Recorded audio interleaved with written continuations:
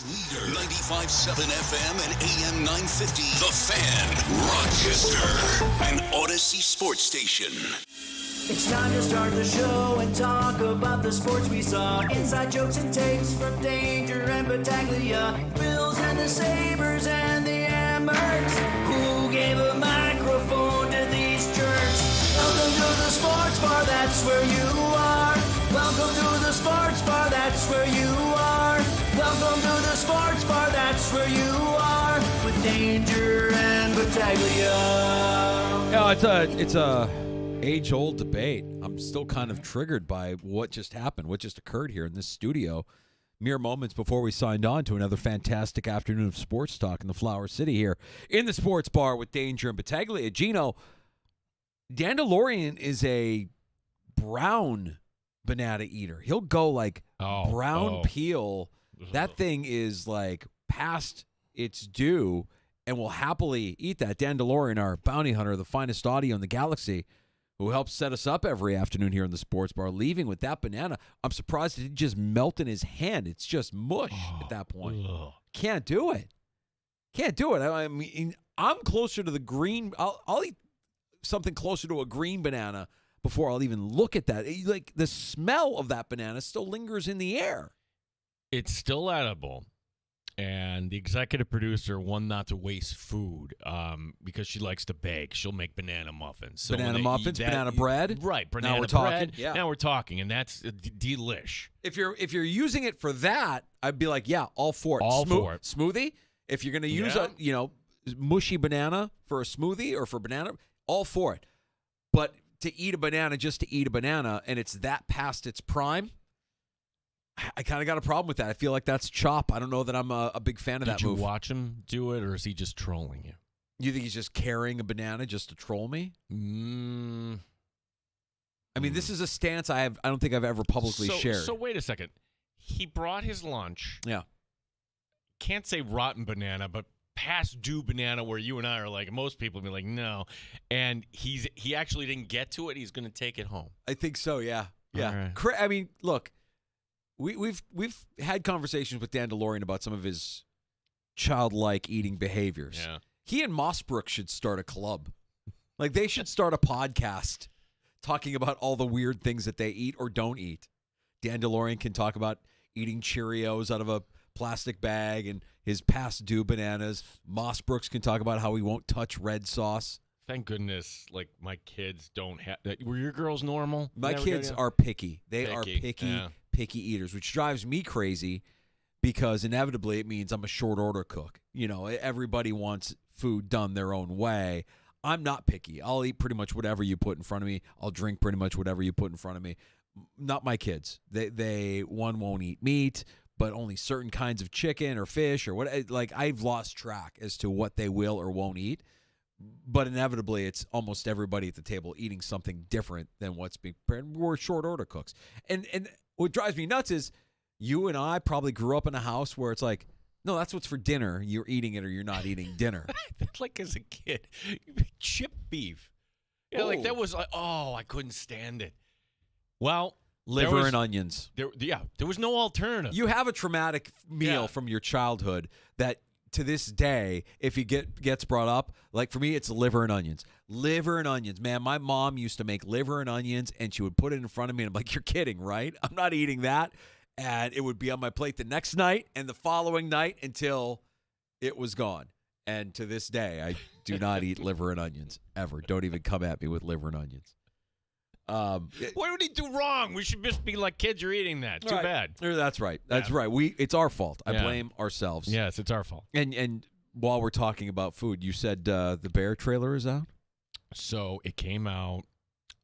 Gave myself 2 minutes. Like, Dandelion's like, why? There's a conference room. I'm standing in the dark in the conference room so I can get the full effect of the Bear trailer. And as in any good trailer, it's not telling you anything definitive. You can draw the conclusion that the restaurant doesn't shut down in the opening episode. Okay. You can draw the clue. You want more details here? No, I'll watch it here tonight with my little one. Well, I'll give you one. Jimmy gives her the warning. It's like, okay, this is the clock, and when we're out of money, that's it. So Jimmy. Jimmy. Uncle Jimmy. Uncle Not really Jimmy. his uncle, just Uncle Jimmy.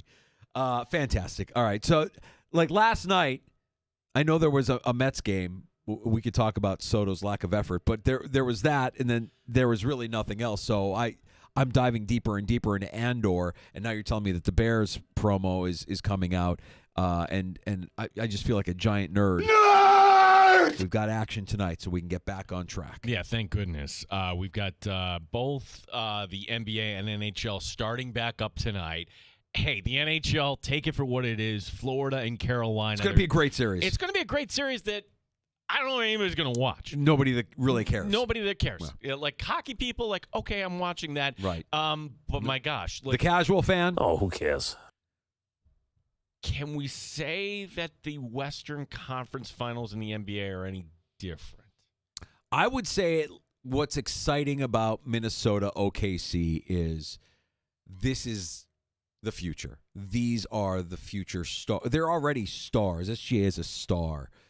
Anthony Edwards is a star. They just play in Minnesota and Oklahoma City. But knowing how the NBA works, it's a matter of time before these star players, and maybe I'm wrong, maybe they stay with the teams that they've been with all along, but we kind of know how this goes, right?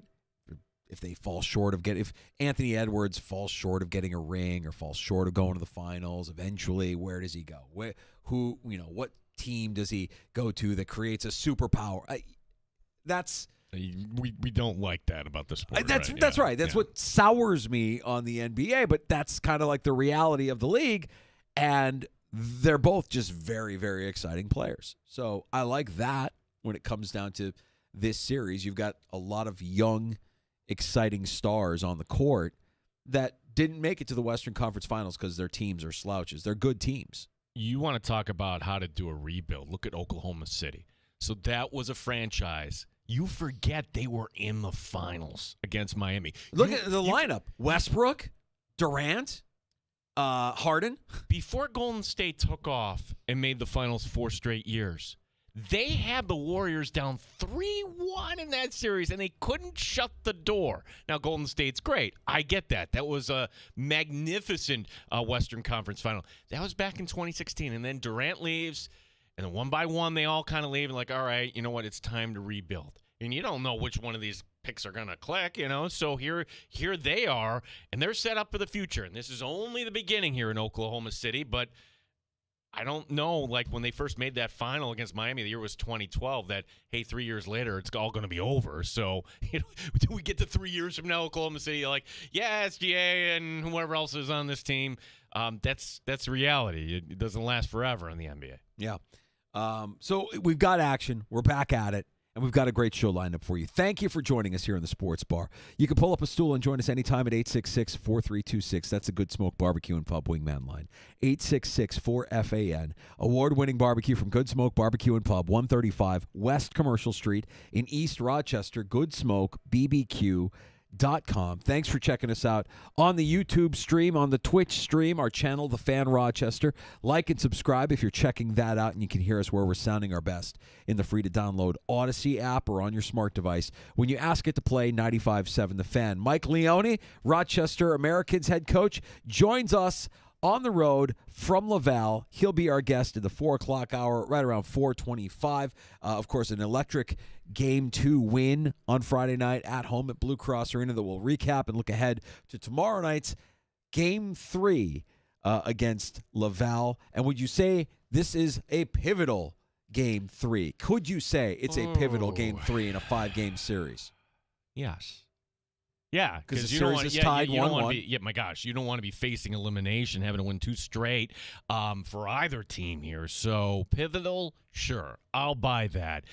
Tomorrow night we'll have all the action, Stevens and Mossbrooks. But Mike Leone, who, when you listen to him, some coaches go into coach speak, and they're a different demeanor. He's not that. And for a team that's as young as the Amerks here, they're taking the coach's cue. Yeah. Listen to how cool he's going to be at 4:30 today. It's going to be great. Matt Perino also stopping by here in about 15, 20 minutes or so, covering the Buffalo Bills for the Syracuse Post-Standard. We have the preseason schedule solidified today. We've got a couple of low-end roster wide receiver moves to talk about. We've got another couple of stories in the NFL to get his take on as well, and then there's the salacious story that we won't bother Perino with that, but we'll get to that as well. Well, maybe you want to borrow Perino with that? Maybe we can borrow Perino. But Perino's all in. He's coming up the bottom of this hour. Our phone number, 866-4326, 866-4FAN. Saw Linda at the Amherst game, but just kind of waved because we were on the air. Hi, Linda. How are you today? Hi. So you all were talking about traumatic childhood foods. I got one. Boiled spare ribs. Ooh. I have no idea why. Mom would get spare ribs, and that's how she would cook them. Boiled in water? Yes. Oh. Yes. And I never saw sauce on a spare rib until I went out to a restaurant. Seriously. It's traumatic, really. I don't wish it on anybody. If it's traumatic, Linda, you're not ordering it at a restaurant. Are you actually ordering it at a restaurant? No. Yeah. Oh, hell no. Hell no. No, there's ribs with sauce, man. But, yeah, growing up, no sauce. Yeah. No sauce. I just don't know where we lost our way. Yeah. When did we lose our way? When did we say, oh, it's fine, you don't have to eat what the family's eating, I'll just throw some dino. It's the convenience of dino nuggets, I think. That's what I'm blaming. Yeah. The convenience of fast food. Like, oh, you don't have to eat what we're going to eat. I'll just throw frozen pizza in the oven. You'll be satiated with that. I don't get it. Either that or you and your wife working, more than 40 hours a week, be my same deal. Okay, yeah, whatever. I don't have time for this fight. Yeah, but that's not an excuse because our parents worked harder arguably than we did. I mean, we were latchkey kids. They were never home when we got home from school. They were always working. How old were you, refusing the liver onions? At what point you're like, I'm not eating that? Oh, man. I mean, I'm talking 10, 8, 9, 10, I would imagine, somewhere in that ballpark. Yeah. And that's when opinions are formed. That's when memories are forged. Tongue was the other one. I could handle tongue. My mom, Spanish, she would just make whatever she ate, like this peasant food that she grew up on the farm in Spain. And so we're eating, everything from the rooter to the tutor when it comes to the pig. And as far as the cows go, tongue. I'm like, okay. What's the Italian dish with the intestine? Oh, that's... Why can't I never would touch that. No. I know what that is. That's tripe. Tripe. Yeah. Tripe. Some people swear by it. Like, no, you no. know what that is? No. Yeah, you want nothing to do with that. No, thank you. Sweet bread. Have you ever had sweet bread? Brain. Brain. It's like calf brain. It's not. And then you're thinking about where it came from. It's like, oh, God, now I understand why vegetarians and vegans are who they are. I don't want to think about where the food is coming from. Yeah, thanks, Linda. Appreciate that. 866-4326. Can't boil spare ribs. That's wasting food. That's disgusing. That's ad-libbing. That's you don't know what you're doing. Yeah, you don't know how to cook. Like you don't know I how can to cook it if I put it in hot enough water. Yeah. Do we want to start with? Yes. All right. You're licking your chops. I'm licking my chops. Well, okay, this comes with a disclaimer. We aim to do a higher level of show, just speak for yourself. Not Kardashian radio or barnyard humor or whatever it is. But when you have, and we could debate this, where do you put Bill Belichick on the greatest? He's one of, can we just, a common, okay, a guy that has won all these championships. Jordan Hudson is telling everyone that she's now engaged. Is she telling everyone, or is she being strategic with this? Because it was in an article in the New York Times, the author Catherine Rossman, who said Hudson has told at least one person that she and Belichick are engaged to be married. Fair enough. That's the New York Times. That's the New York Times. And in this, there's other details like how she's pulling inspiration from Taylor Swift, where the trademark "do your job" is actually trademarked by the New England Patriots. Well, Jordan Hudson says that's not fair. We're going to file our own trademark, "do your job," Bill's version. No days off. While you're at it. No days off. Yeah. Yeah. Just get all of his phrases. We're on to Cincinnati. Get them all trademarked. Engaged. Gino, I got a bad feeling about this. I got a bad feeling about where this is, where this has been, and where it's headed. None of it now. It was funny and cute and curious, and now I'm like, wow. The guy that you started by saying is one of the greatest head coaches of all time is eventually, if this keeps up, going to have his legacy tarnished. It is tarnished. No, like beyond what it already is. Because nobody is saying what really is going on. Because personally, I don't want to get sued, and you don't want to get sued either, Danger. But like some would say, this smells almost like a blackmail of some sort. Why is the New York Times writing about this? Why are we digging on this? Let's explore the facts, okay? The fact number one, they met on a plane. Great. That's actually a lie. Pablo Torre, she was around Patriot Camp in 2019. I don't care, the ex Linda Holiday, what she would have to say about this, but why was a 19-year-old being around? Now, another detail from this story today in the New York Times.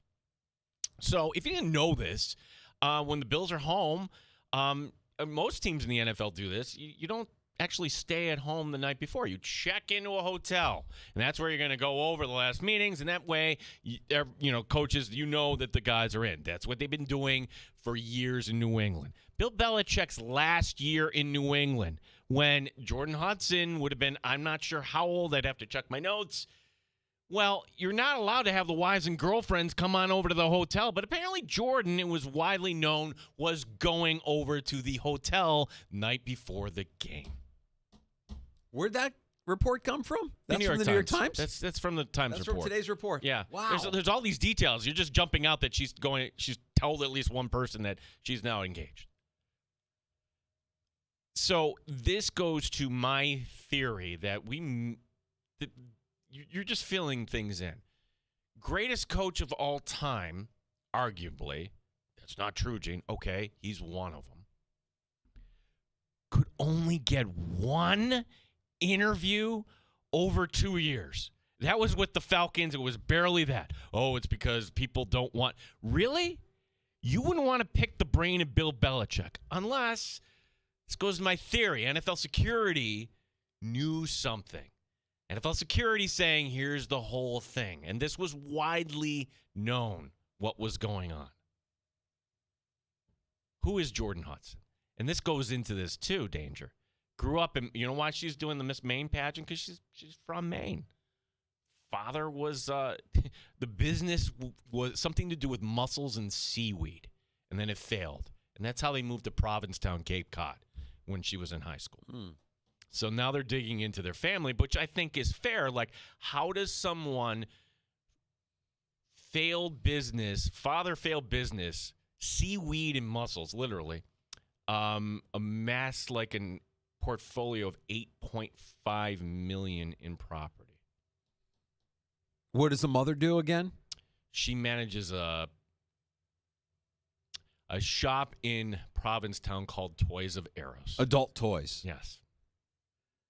That she manages it. They don't own it. She manages. I heard Maggie Gray say own. I've seen it written that she manages, but there's a connection there. Okay.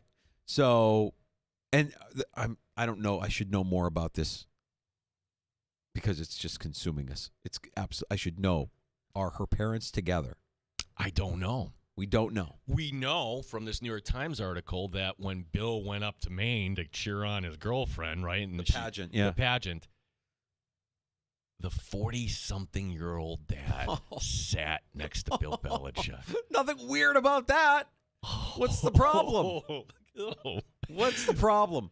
Wait, if Bill Belichick had any self-awareness, wouldn't he be like, no, that's weird. That is weird. That's a little weird. I don't know. I know that there are also people that would say, hey, the heart wants what it wants. The heart wants what it wants. Just let them be. Let them enjoy their time. Obviously, they're happy together. I think there's something more sinister at play. My spidey senses are telling me that she isn't everything that she's claiming to be, and they're not telling us everything that they're not being truthful about how they met. No, we already know this. Like, okay, you knew each other back to 2021 when she was 19. How did you really meet? And the thing is, Danger, had they not done that CBS interview, had she not injected herself into that CBS interview, he would have just said, we met on a plane. And the story kind of, TMZ bought that story. Low-level TMZ bought that story about the plane, hook, line, and sinker. Yeah. You fools. That's not true. Because TMZ isn't real journalism. They're not doing all the work. They're just going off of what's being reported. Well, you would think that TMZ, what are they known for? Okay, here's a check. Right. At what point does somebody say, okay, this is how they really... we all sense, right? Like, if you're going to have, like, a volcanic eruption, you know about this days in advance, right? You know that this is coming. If there's a tsunami, you get tsunami warnings. Now, do you get any sense that... Will there be a denial? Because that would be next, right? If there's a report that they're engaged, oh no, then will there be a denial? Because if there's a denial, now, if you're Bill Belichick, you're like, yeah, that report's not true. No, I want to go find the registry. Like, if they're engaged, I want to be like, all right, what can we buy them? Hold on a second. Where they are registered at Toys of Eros. What? I don't even know where that is. That doesn't sound like Target or... You remember those days of registry? You go around with a gun? Yeah. It was great. Yeah. Good times. Yeah. It was great times going to Target with the registry gun, just zapping the things that you want people to buy for you. Wait, hold on. The invitation, their invite says that they're registered at Toys of Eros. What is Toys of Eros? Well, I'm sure they're happy together and everything is totally fine and normal in this relationship. Football season can't get here soon enough, because what will prevent this from capturing all the headlines that it's getting here?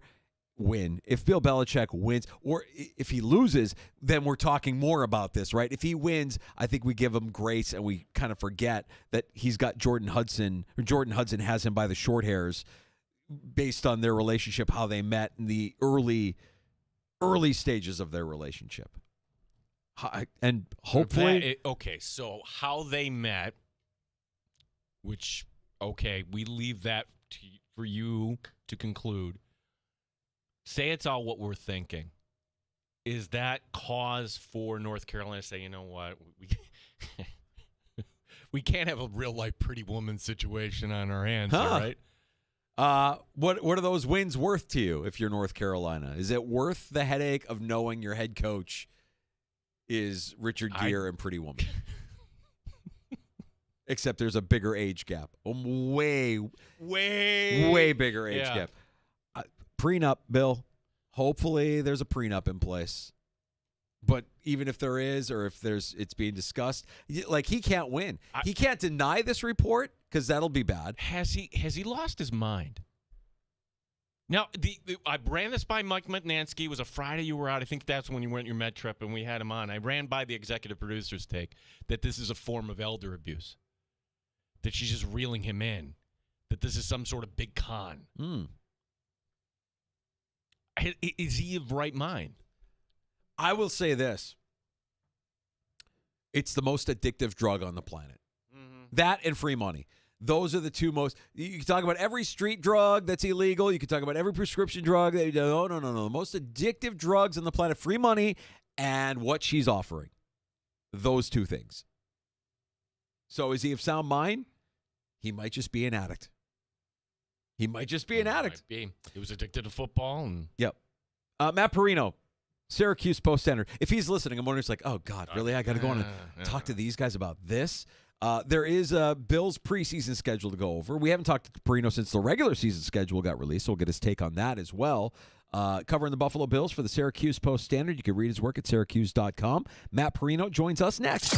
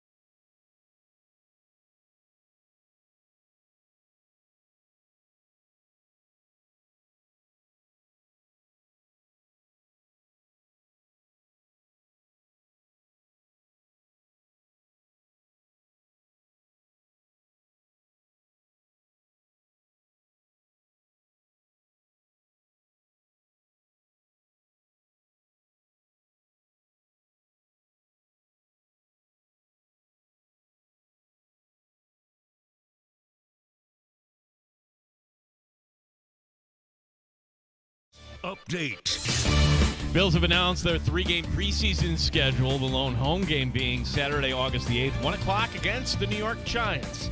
Matt Perino, Syracuse Post-Standard, and the Shout podcast, joining us next year in the Sports Bar.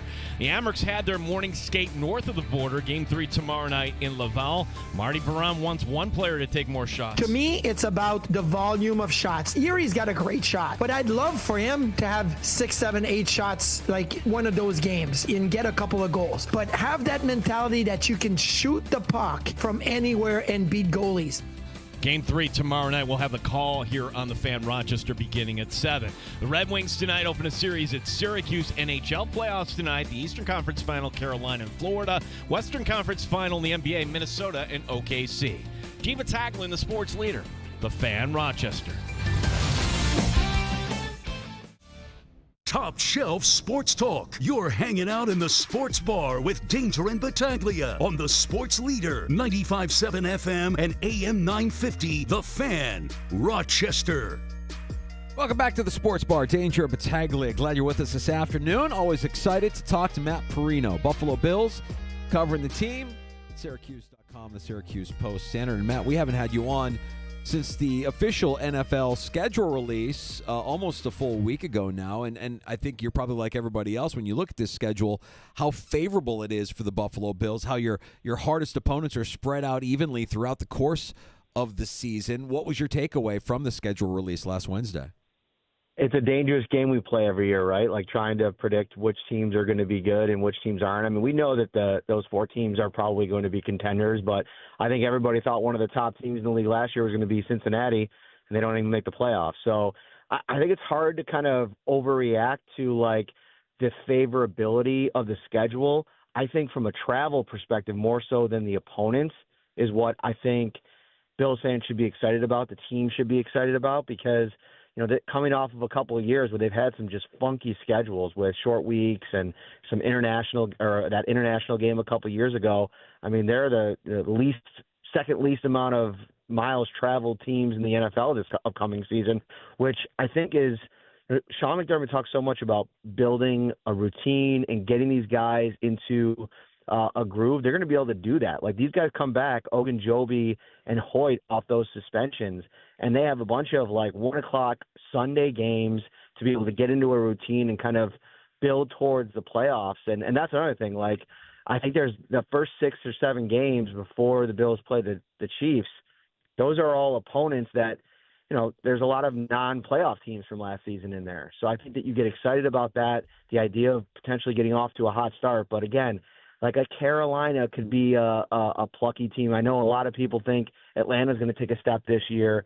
So, if these divisional teams are, any incrementally amount better, then all of a sudden the schedule looks completely different depending on how good they are. Yeah, Matt, I was just going to ask you, like, which one of those teams, like, trap game is kind of a generic term, but you mentioned Carolina. Well, that's right before the Kansas City game. I don't know what to make of Atlanta, but when you're doing the exercise and where they put the Chiefs game the first week in November, is it fair to say that if the Bills going into that game, maximum 1-2 losses, what would be the expectation going into that Kansas City game first weekend in November?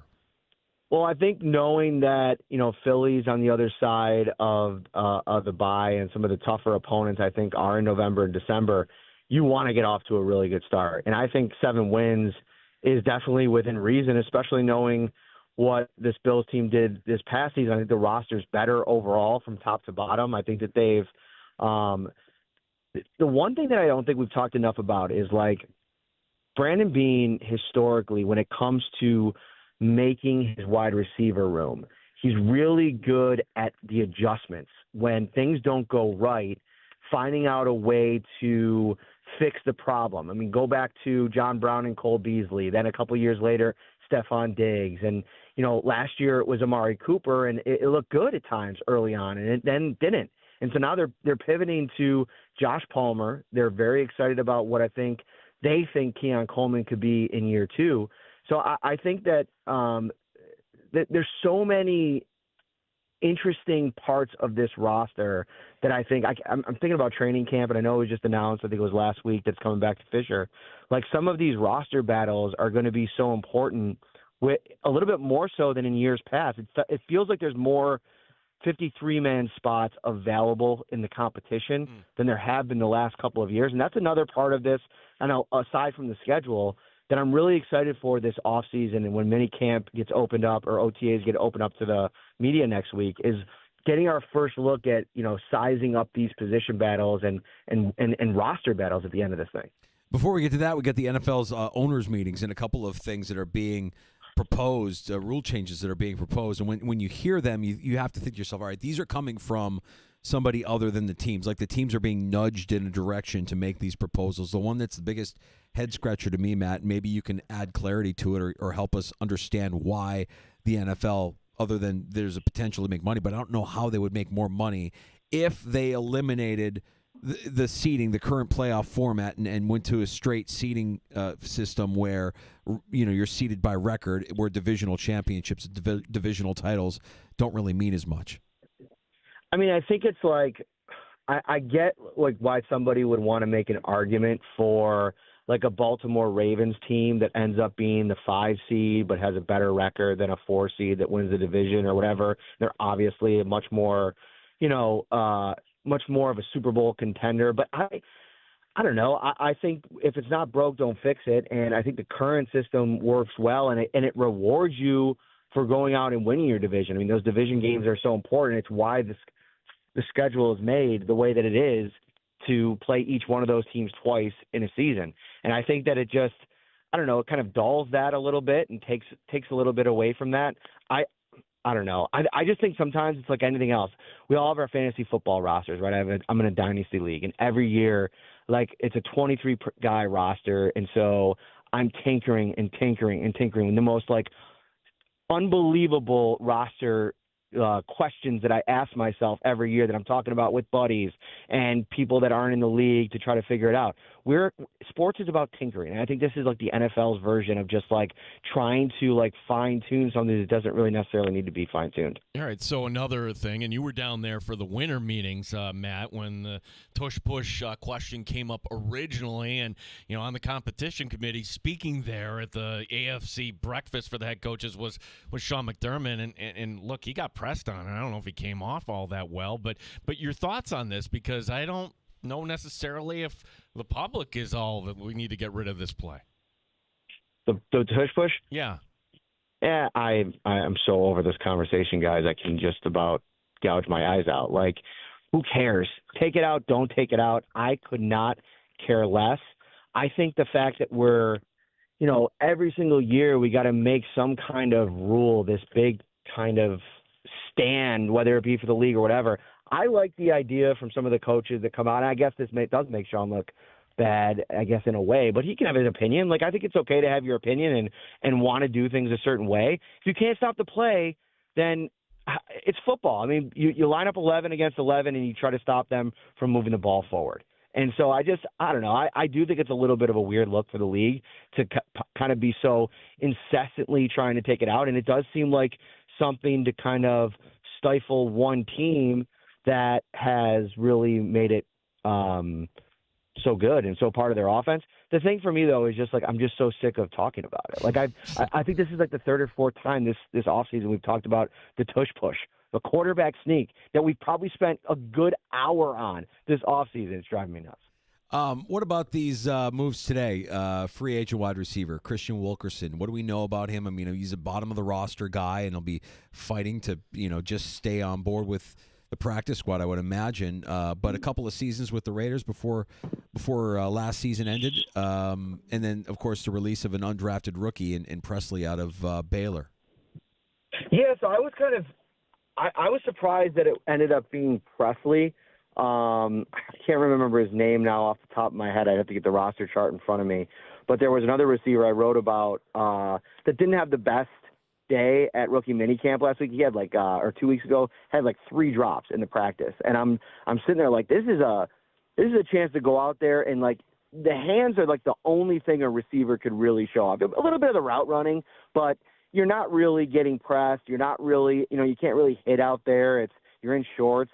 So I think that, I thought that put a lot of pressure. But I think that going out and adding a guy, whether it be the guy that struggled or Presley or whoever else, kind of puts you on notice a little bit. The competition starts now. And, how you're performing in the meeting rooms, how you're performing out on the practice field, when you sign on, these UDFAs, I think it's always interesting, the decision by these camps to sign with a team like the Bills where the 53 is so, hard to make. What kind of opportunity does that give them to really make a run at it over the course of the summer? And not only that, because it's so, contentious in terms of, the competitions, you're going to be judged at such a higher bar that if, I think I'd much rather go somewhere like the Raiders or the Browns where I can kind of, start off slow and probably have a day or two where I look good and maybe stand out in a group like that. So I'm not overreacting to it too much. I think this is a guy that, we'll see for the summer. I'm not sure he hangs around too long. Matt Perino, our guest, Shout Podcast, Syracuse Post Standard, where today, all right, we know the dates and times for the preseason for, a lot of families going out and seeing the Giants. We got Giant fans in the area.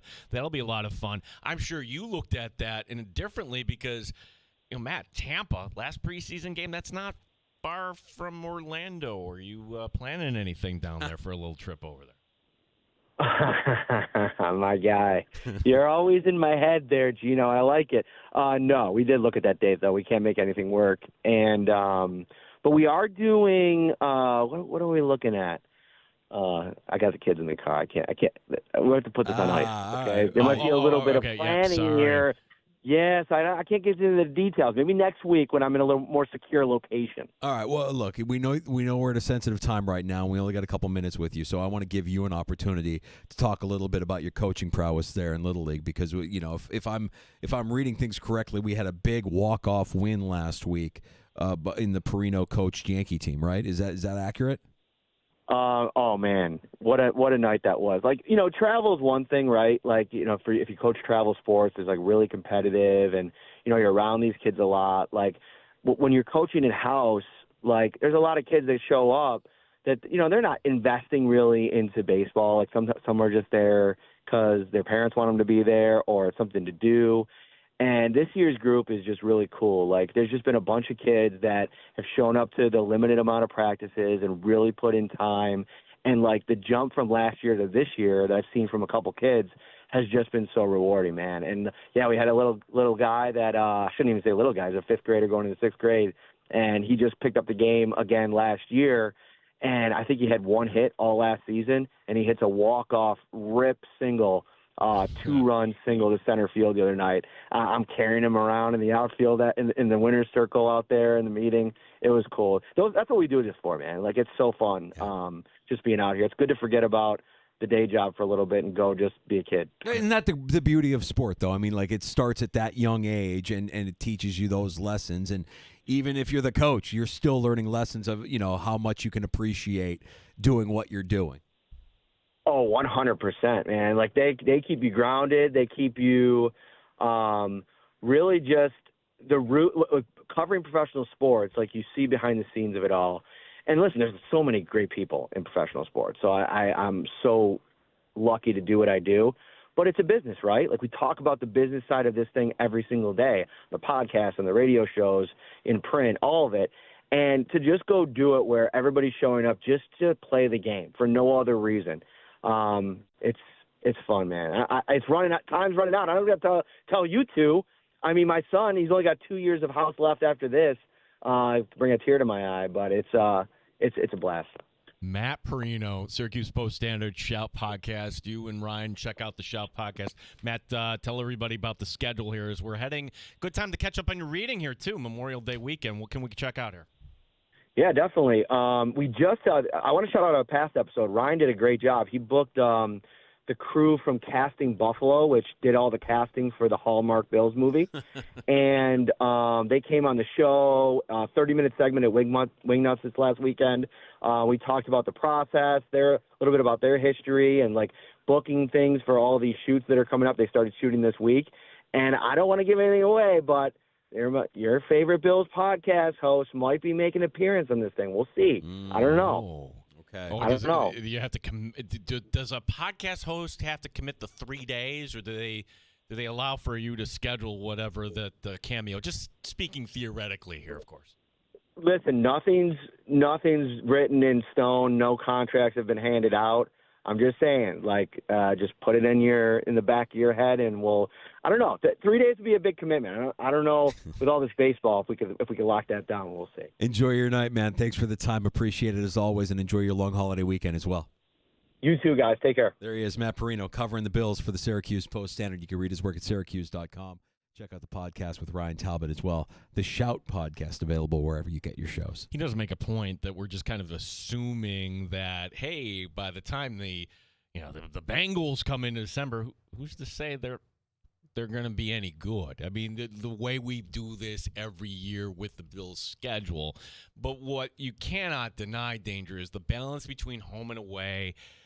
As comparatively speaking, the travel, you don't really have disparities in terms of rest. I mean, for Sean McDermott, who loves routine, you can't come up with a better schedule than what the Buffalo Bills. There is no excuse in that department. I agree. And it feels like that's a universally accepted schedule by everybody that follows this team. That it's like, okay, I've yet to hear the person say, well, that's going to be a problem. I haven't heard that once. Yeah, you have some tough opponents. We knew the opponents before the schedule was released, but to see how it laid out, I guess the point is, the point that still remains, and I know guys like Sal Majorana have said, this is a pointless exercise. Why do we go through this exercise? Well, we go through it because it's fun, but you're right. It is pointless in that you don't know what any of these teams are going to be. What if Baltimore takes a step back? What if Lamar Jackson doesn't play at an MVP level? We're just assuming that week one is going to be this gauntlet for the Bills to start their season. Baltimore can slip. Baltimore's defense, they lost to the Raiders early last season, right? I mean, you don't know. We just don't know week in and week out what exactly you're going to get. Maybe the Falcons are good. Maybe the Panthers are. Or maybe they're the same old Falcons. They're like, oh, great. Yeah, they're going to be 5-12. It's possible. Yeah. All of that is possible. So what makes it fun, though? Love looking at the schedule. Love trying to predict wins and losses. I'm making note. Do not ask Matt Perino about tush push again. Well, okay, so to his point, it is a quarterback sneak. I mean, really, it's just a quarterback sneak. It's if the play went away, would we really be, as fans, would we really be that upset?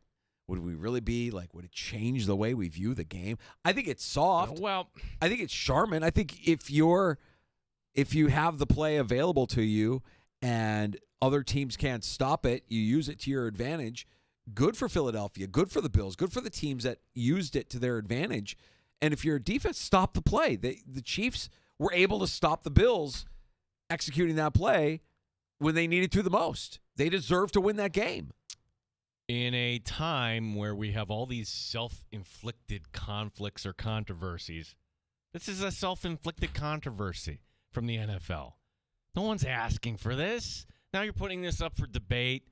And actually, I agree with Matt. He won me. I'm like, at this point, let's just take the vote, vote it down, let's move on. Yeah, well, the playoff format is a little bit different to me. That one, I'm still trying to figure out what's the motive behind that. The only thing I could think is this is the network saying we need more meaningful games in Week 18 and now Week 17 as well, that you could have teams that are just kind of locked into their seat, as the Buffalo Bills were last year. But even the Bills, they were the two. They're not going anywhere. So you'd have to come up with the 4-5 sort of scenario, but even still. You'd have to put more weight on your conference schedule than your division schedule. It would change the way you schedule. You make the schedule, I would think, because now you're really making it about winning the conference. Your conference opponents would be more important than your divisional opponents. What if this is just kind of like a preemptive appeasement, if you will? What happened to the Vikings last year? It's going to happen to some team this year. Say it's the Lions who are putting this up. Hey, sorry. Too bad. We voted on this. You knew what we were going to get into here. Yeah, I'm trying to think what it would be like if the schedule put less emphasis on the division and more emphasis on record for seeding in the postseason. You still could have your divisions. You could still play those teams every season, maybe not twice a year. Maybe you give up those 3 games for other games within the conference to put more weight on winning the conference. So could you ever see they would not do that, like a 1 through 16 seeding here in the NFL? That's how they do it, like in Europe. I mean, I could see 1 through 8 for each conference. I'm talking about overall. Just get rid of the divisions. Yeah. Divisions, I could see. Divisions, I would say you could keep the divisions, and those are the teams you would play every year. Mm-hmm. But then you add more conference games. Those 3 games that you're giving up by not playing them twice, you just supplant those with more conference games, put more weight on the conference games, and then each conference seeds 1 through 8. Based on record, and winning the division doesn't matter. You're still in a division, but it doesn't matter if you win the division because you're not getting anything other than. That would be tough for the Bills. Really, in terms of they don't have oh my gosh, you can't miss this rivalry game. But if you're the Eagles, you don't want Dallas coming in. Like how would you scale back your division? Yeah, you'd have to alternate. You'd have to alternate. One year Dallas is in Philly, the next year Philly is in Dallas. Yeah, no. I mean, it doesn't make. I'm trying to understand where their head is at and what they're angling towards here. It doesn't make sense to me because of how little emphasis it puts on winning a division title. It basically means winning the division is irrelevant. It doesn't matter that you win the division. And it should matter. I think it should matter that you win the division. Appreciate Matt Perino giving us his time, spending some time talking about the Buffalo Bills, as we like to do here in the Sports Bar. We'll switch gears to the Rochester Americans coming up here in the 4 o'clock hour. Head coach Michael Leone joining us from Laval right around 4:25. We have plenty of time. If you want to join us, our phone number is 866-4326. We have more on the way, 585-8664-FAN.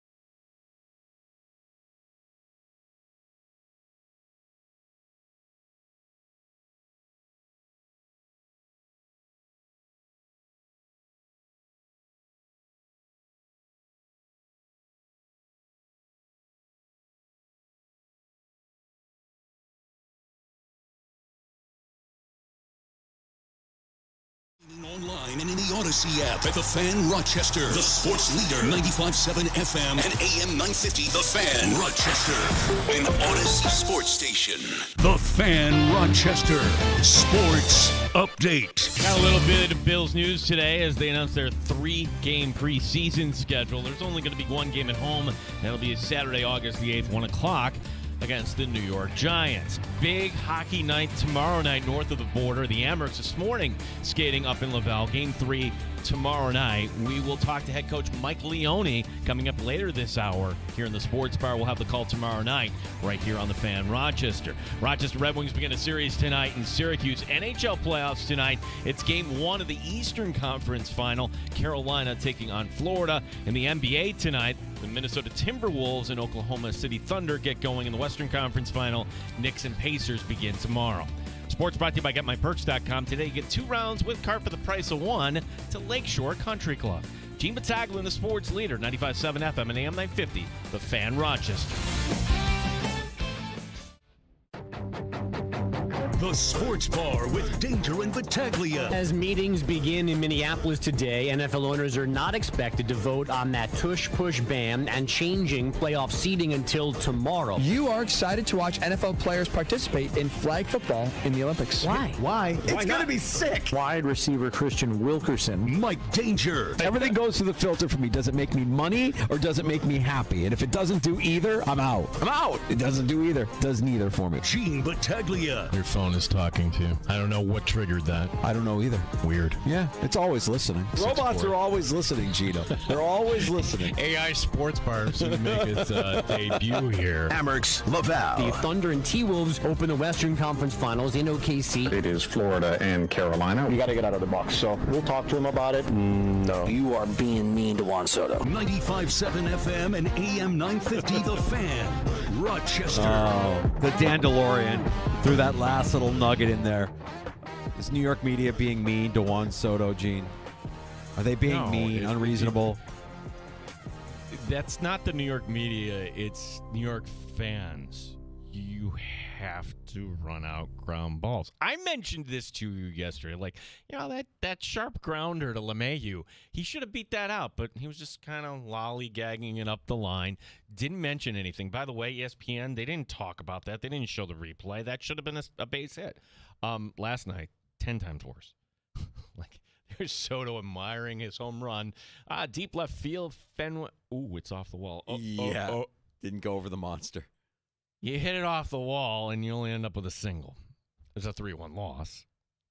Yeah. The thing with Soto is, by taking that contract, you're now compared to Aaron Judge and Shohei Ohtani, who fill fans in seats. They deliver for their teams. Ohtani won a World Series. Look what Judge is doing, batting .400. Small sample size, yes. But if you're somebody that was thinking, I'm going to come out and defend Juan Soto because I like the Mets, I can't do it. He needs to step it up, and that's the town where you can't hide. It's just tough because running with all that money in your pockets can be cumbersome. I mean, I understand if he doesn't have the same speed. He's got all the weight of the millions of dollars he's making to make it. I love hearing you say what you're saying because that's reasonable. If you were defending Soto as a misfit Mets fan, like the other thing about this is if this is who he is, they better start winning because winning will mask a lot of his deficiencies. I don't necessarily believe this is who he is. They need to actually coach him a little bit here and be like, hey, you want to pick it up? Because he knows New York. Right. But with the Yankees, you're not the guy. You're the guy now with the Mets. Now, the thing is, I still think this is Lindor's team. And Soto, because he has such a brilliant eye at the plate, okay, he's getting guys better pitches around him. He does things that don't show up in a batting average. I get all that. But the second he jumped over, there's more than one Yankee fan that said, you're going to hate his defense. Yeah? Yeah, he's average in right field. Mm-hmm. Is Aaron Judge a better right field than Juan Soto? Yes. Yeah. There's another thing that's being voted on at the spring NFL owners meetings that we haven't spent a ton of time talking about. I don't know where you come down on this, Gino, if this is a Francesa for you or not. Oh, who cares? NFL players in the Olympics for flag football. Well, this is interesting because for flag football, but at some point there's going to be a DK Metcalf type that will say, well, why can't I prepare for track? That actually will help me become a faster football player. It's for flag football danger because, well, better for the league. The NFL has looked at what the NBA did for years. You would have Jim Rome and others just make fun of women's basketball, and then suddenly things started to change, and along comes Caitlin Clark. And did you know, like, the game on Sunday, that was, like, the best ever in terms of an audience when you had the two stars of the league right now, only in year number 2, Angel Reese and Caitlin Clark. I mean, may not be your cup of tea, but you know what? A lot of people enjoy it. And it's making money at a time of year. Whereas the NFL really making money in this?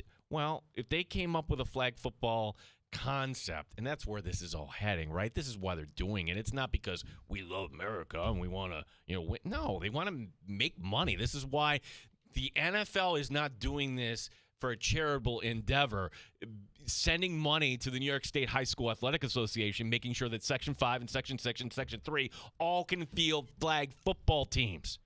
They're doing it to grow the sport, gain eyeballs, and eventually, who knows how far out this is, Danger? 5 years, 10 years, we'll have a flag football professional league that we'll all be watching coming up in the spring. In the spring, right. Would it be men's, women's, both? What do you think? Both. Both, right? Both, yeah.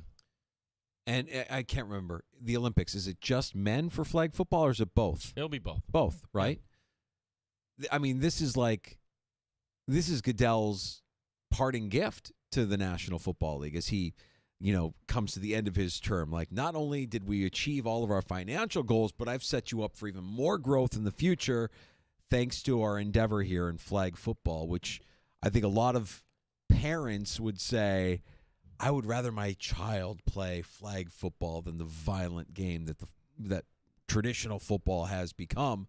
And maybe there's a future in that as well. I think there is. One player per team. And I think that matters too. Like, who's the player that you're willing to say can go play for Team USA in the Olympics? I mean, we already know, like, it doesn't matter who else is showing up. It's Team USA wins the gold in both men and women's flag football. Fair to say? I'm trying to even think, like, who would be the player in the NFL today that you could say, hey, like Josh Palmer will represent Team Canada if he's still in the league in 2028, right? Yeah.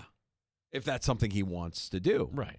Who's the player that, you would say would go out there for, that the team would sacrifice to say, go play. And it's not a sacrifice. Chances are they're not going to get injured, but you have those protections in place.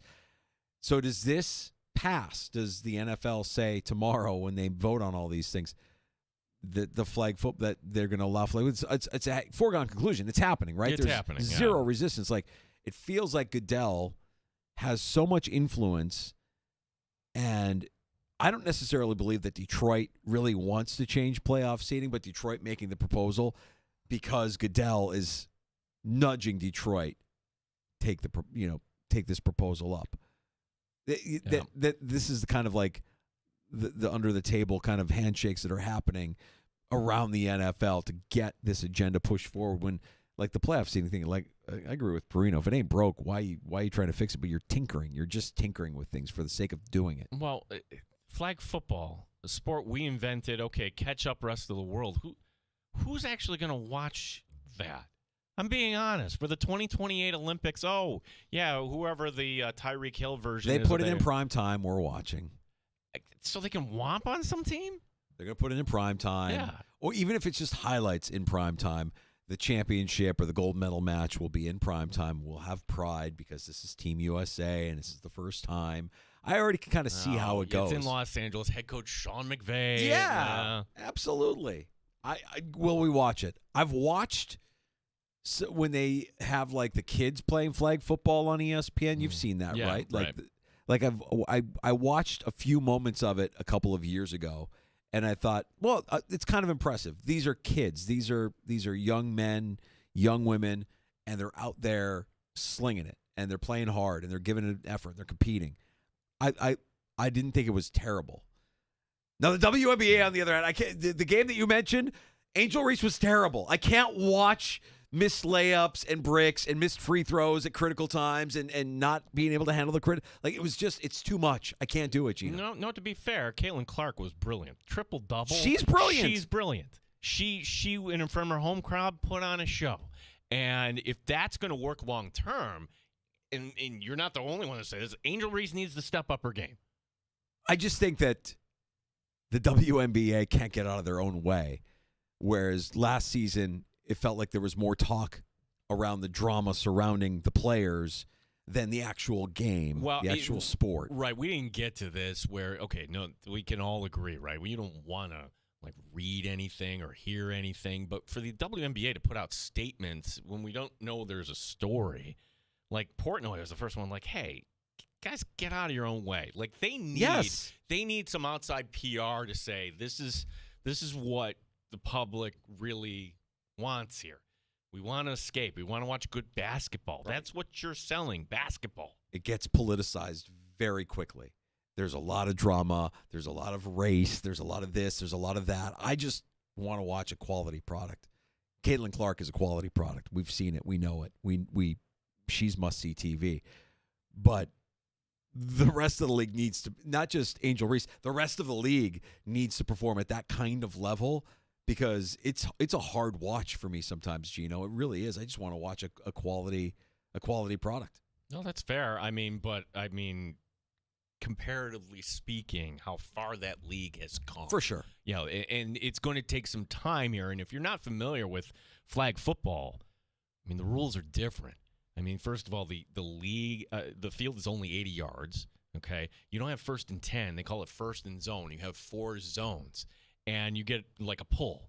But like when it comes to blocking, you can't. There's certain things you can and can't do, and it'll take some people getting used to it.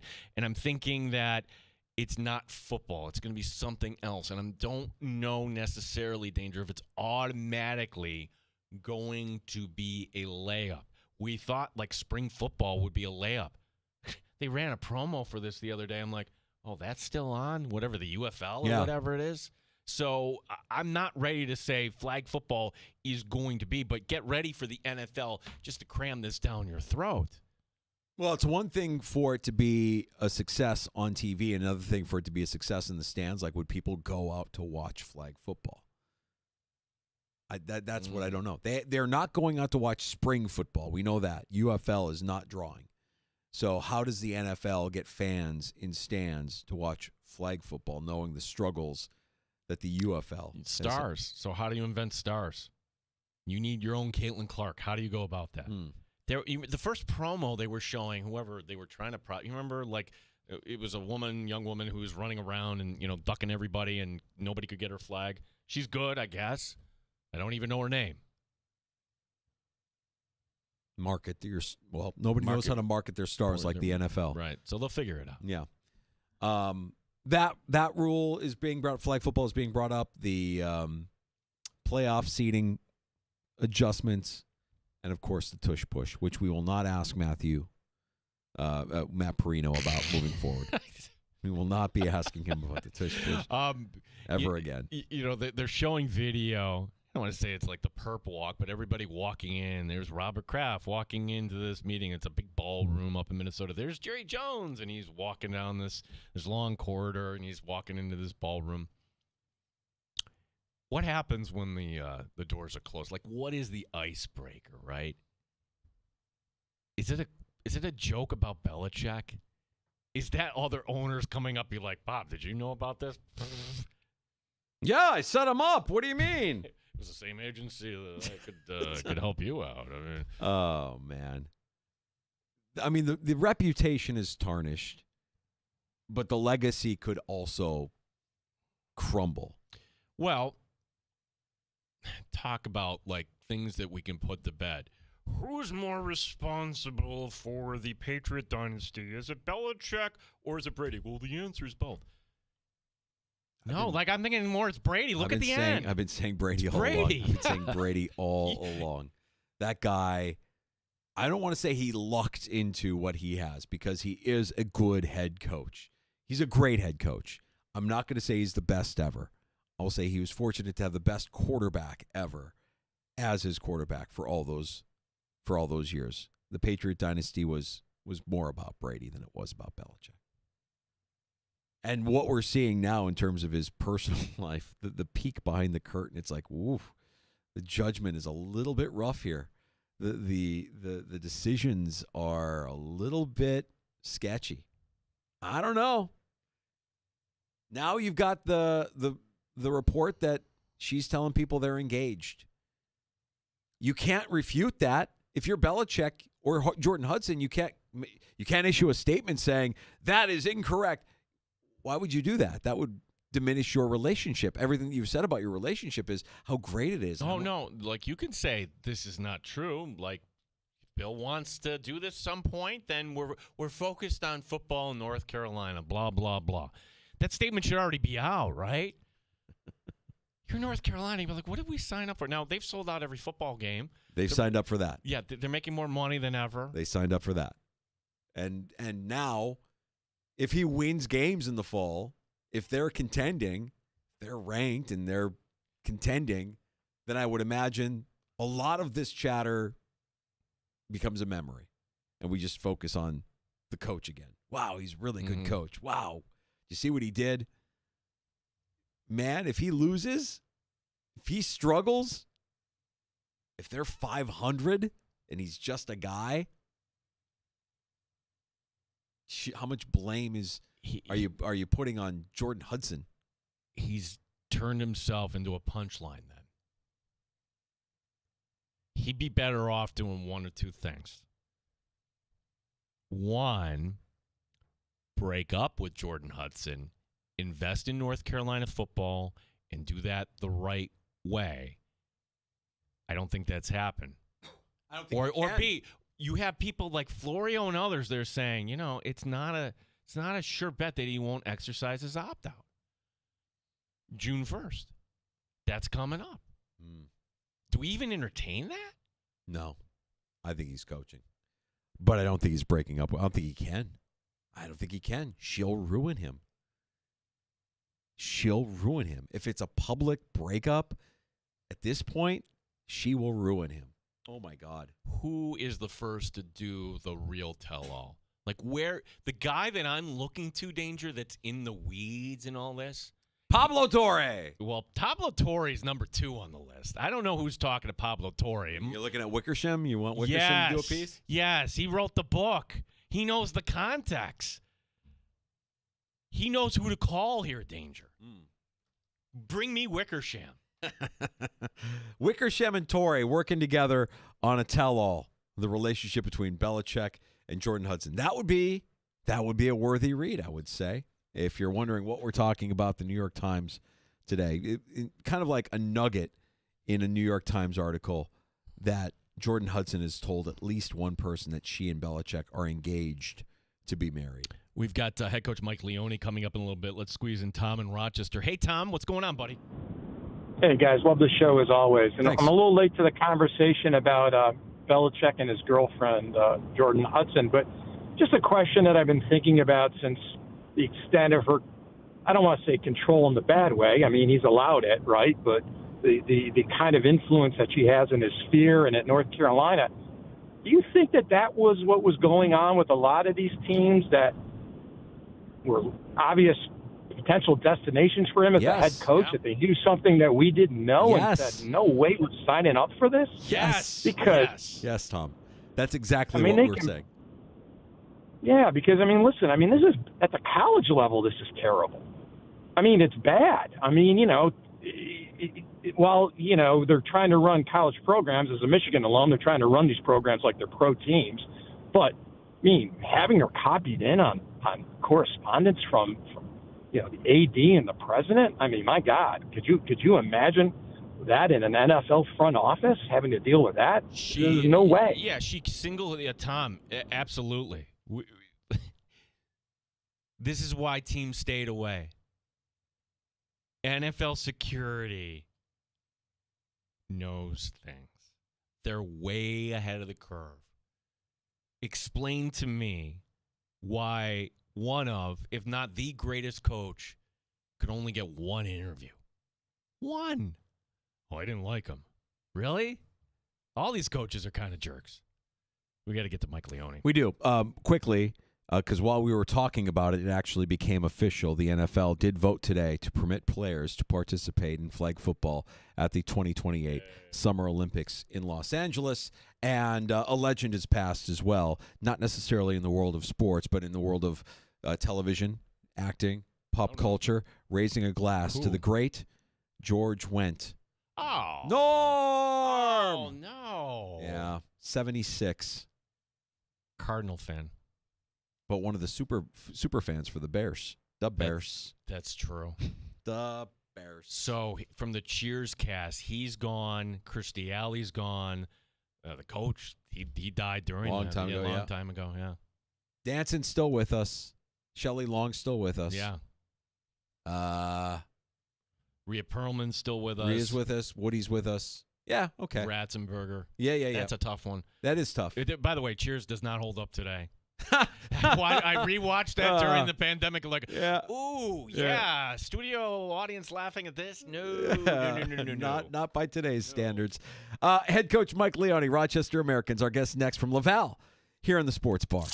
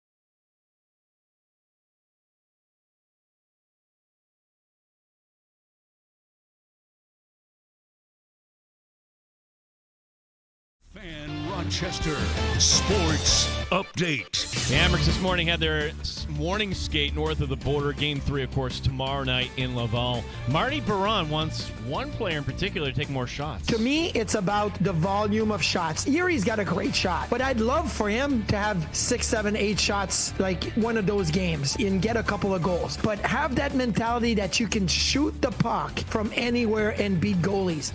We will talk to head coach Mike Leone next here in the Sports Bar. It'll be Don Stevens, Andrew Mossbrooks with a call tomorrow night beginning at 7 here on The Fan. Rochester Red Wings tonight begin a series in Syracuse. The Buffalo Bills have announced their 3-game preseason schedule. The lone home game will be Saturday, August 8th, 1 o'clock against the Giants. Playoffs tonight, Carolina and Florida in the NHL. It's Minnesota and Oklahoma City in the NBA. Gene Battaglia and the Sports Leader, 95.7 FM and AM 950, The Fan, Rochester. The beer is cold and the wings are hot. You're in the Sports Bar with Danger and Battaglia on the Sports Leader, 95.7 FM and AM 950 The Fan, Rochester. 55 seconds to go in the power play. Left wing boards pass on top. One time shot. They score! It's Kulik. Gets a perfect pass to Rusek. One-timer low inside the back post. And the Amerks take the lead. Turned out to be the game-winning goal Friday night as the Amerks even their series in the North Division Finals with Laval, and we're always excited to have head coach Mike Leone join us here in the Sports Bar to recap what was an exciting Friday night in the Flower City. The barn was electric, and we know that coming up here tomorrow night and Friday night, north of the border there, Coach, you're going to have a lot on your hands with this series now in Laval. But let's go back to Friday night and start there, because I know you've got a lot to say about your team's performance and how they ended up coming out on top with the 5-3 win. Yeah, I was really proud of the guys. To be honest, I was really confident in the group. I know we lost game 1, but it could have went either way. And if you look at the game as a whole, it's probably the best game we played all season, given the opponent, given the environment. And I just thought we really played with a lot of pace, a lot of I just really liked our game. I mean, from start to finish, I knew when they had the lead, we were carrying the play. I think the shots were, ended up being like 38-17 or 18. And I thought the game that we needed to play, we executed, and really proud of the guys. Yeah, what does it say about your team's mental toughness, though, where, hey, that first period, you clearly dominated them, but you look up the scoreboard, it's only 1-0. You fall behind a couple times, but you found a way every time your team bounced back, and they plowed through it, Coach. Yeah, I mean, that happens sometimes in hockey, it's more about how your team's playing and the process, and I thought our process was really good, the things we wanted to be good at. I thought we exited the zone really good. I thought we played with a lot of pace. I thought we really put them on their heels, and I think what I thought the areas where we needed to be good at, I thought we did a really good job of that. I think if you just look at the possession time in zone, I think we doubled them, and it was just a game. It was good to see from our group, and I thought we saw bits and pieces of it in game 1, and it's really, I think the guys believe in a group.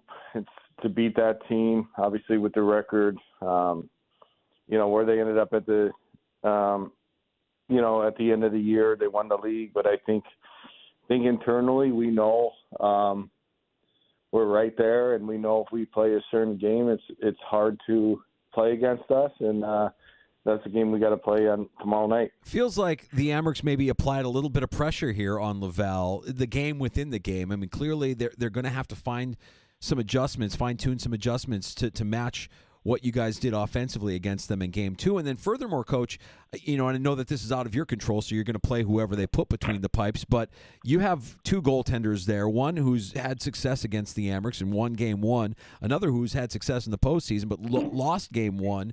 What are your thoughts here as far as your ability to adjust to whatever adjustments they might throw at you in game 3?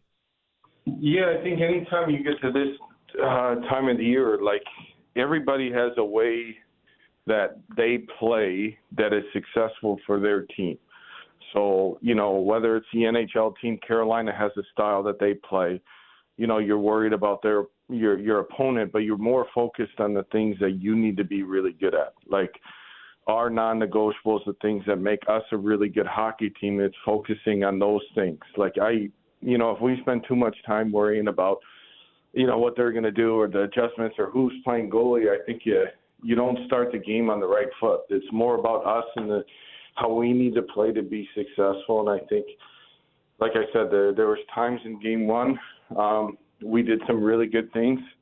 And then in game two, I thought we played a really good team game, which we have all year.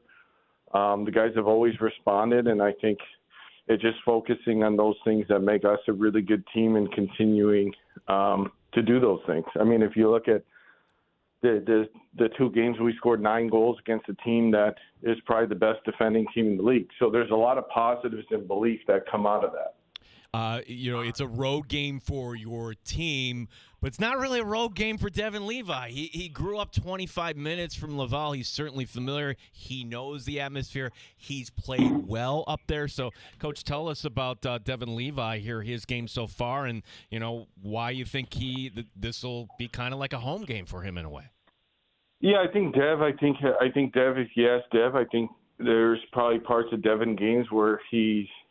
The first 2 games looking back on it where he could be better. I know he's going to be better. He's been really good in this building. And, you got to have your goalie be really good at this time of the year if you want to win games and we want to win the series. So, I think, too, it's what we're giving up, I think, is really important as well. Like, you look at last game, they had 5 scoring chances when we break down the game after the game of how many chances we're giving up. And anytime we're at a certain number in our process, if we're defending really well, we feel like we have a chance to win the hockey game. But, Dev, you need your goalie to be really good at this time of the year, and I expect them to be good tomorrow night. We also saw a contrast from Game 1 to Game 2 in the Amherst penalty kill, giving up 2 goals Game 1 and shutting them out in Game 2. What was so much better about the Amherst penalty kill on Friday night that they weren't able to complete on Wednesday night? I think it's just the execution. I think, we missed a couple of assignments. I think if you look at really when you watch the kills back, we missed 2 assignments that, we've been a really good kill. I mean, I think we finished the season at 86%. We were top 3 of the league. We just missed a few assignments. Like we did a lot of really good things Game 1, but we missed execution on 2 of the plays, and I thought we did a great job. That kill in the third period, and then we ended up getting a power play. And guys really did a good job. Entries, we really kept things to the outside. We didn't allow. There's certain shots that you can give up, but there's certain shots to players on that team that you can't give them up. And I thought we did a good job of. If the shots we gave up, there were, we call them like predictable shots for a goalie to save where it's coming from. So guys did a really good job. The 2 game in playoffs, like every game we've won special teams, we found a way to win. And, special teams is a huge part. Obviously the power play scored at the end. So I'm going to have to have a high level of execution, especially going into tomorrow night. Yeah, I remember asking you this question back in February, but now it's a postseason. Like, what is this environment like that you're going to be heading into tomorrow night, Coach? It's probably it's like playing in Montreal, to be honest with you. It's, it's really, 15,000, they sell out almost every game. It's a hostile environment. But I think you just got to look at your team of, we think we finished the season second in the league in road wins. We're comfortable playing in that environment. There's a togetherness that you have to play with. You got to, when you talk about playing with poise and composure, you're going to need it. It's just the type of group that we have. Like we're comfortable playing in those environments. I know the crowd's into it and everything, but if you stick together and you just focus, it's basically you and your staff against 15,000 people and their players. So it's just there's a connectiveness that you have to play with, and guys are comfortable. I mean, when you have success on the road in the season, we've played 4 times there. We've won twice. We've won a lot on the road. So it's going to be hectic in the environment, but we're confident playing in those situations. Coach, talk a little bit about the tear that Kel Clegg has been on this postseason, because I feel like what we're seeing out of your blue liner is kind of unprecedented in terms of performance here for the Amerks from the defensemen. And it seems like it's just a switch that turned on with the opportunity to play in the postseason. Yeah, he's been great. Klager, if you would have told me that he'd have 9 points and lead in our team start after 4 games, I would have said you're crazy. But Klager's been really good for us. He was finished top 10 in the league in scoring for a defenseman. He just got hot at the right time. He's getting his shots through. It's probably the best he's been away from the puck. And then he's executing at a really high level on the power play. And, confidence is a crazy thing. Like, he's playing with a lot of confidence. He's being really smart with the puck. All of his offense is coming from, execution. And there's not a lot of risk in his game. And anytime you want to advance in the playoffs, you're going to need contributions from secondary scoring from your defensemen and the depth of your forward lineup. And Klager's been great for us. Coach, how did the morning skate go? And are there any injury concerns heading into tomorrow night? No, skate was good. No concerns. Roos will be good to go. Great. And what about the play of we started the conversation with the highlight of Jurek Kulich in the game-winning goal on the power play from Friday night. And we had Marty Baron earlier with the soundbite talking about how he wants to see Kulich shoot the puck more. I mean, when you have a player like Kulich, is that something that is being coached to him, or is he just an instinctual player that just knows, puck's on my stick, I'm going to the net with this? Yeah, I mean, anytime you have a guy with a shot like that, we're a high-volume shooting team. I think he leads the American League in shot attempts in the playoffs. I think in game, there's been games where he's had. I think it's also smart, when you have a shooter like that there's sometimes in 2-on rushes where you're on a 1-on-3 where, instead of shooting the puck, it's time to set up ozone and get our ozone offense. So I think it's being smart about it, but anytime he has the puck in a shooting position, you're going to want him to shoot. It's more of a mentality with the group.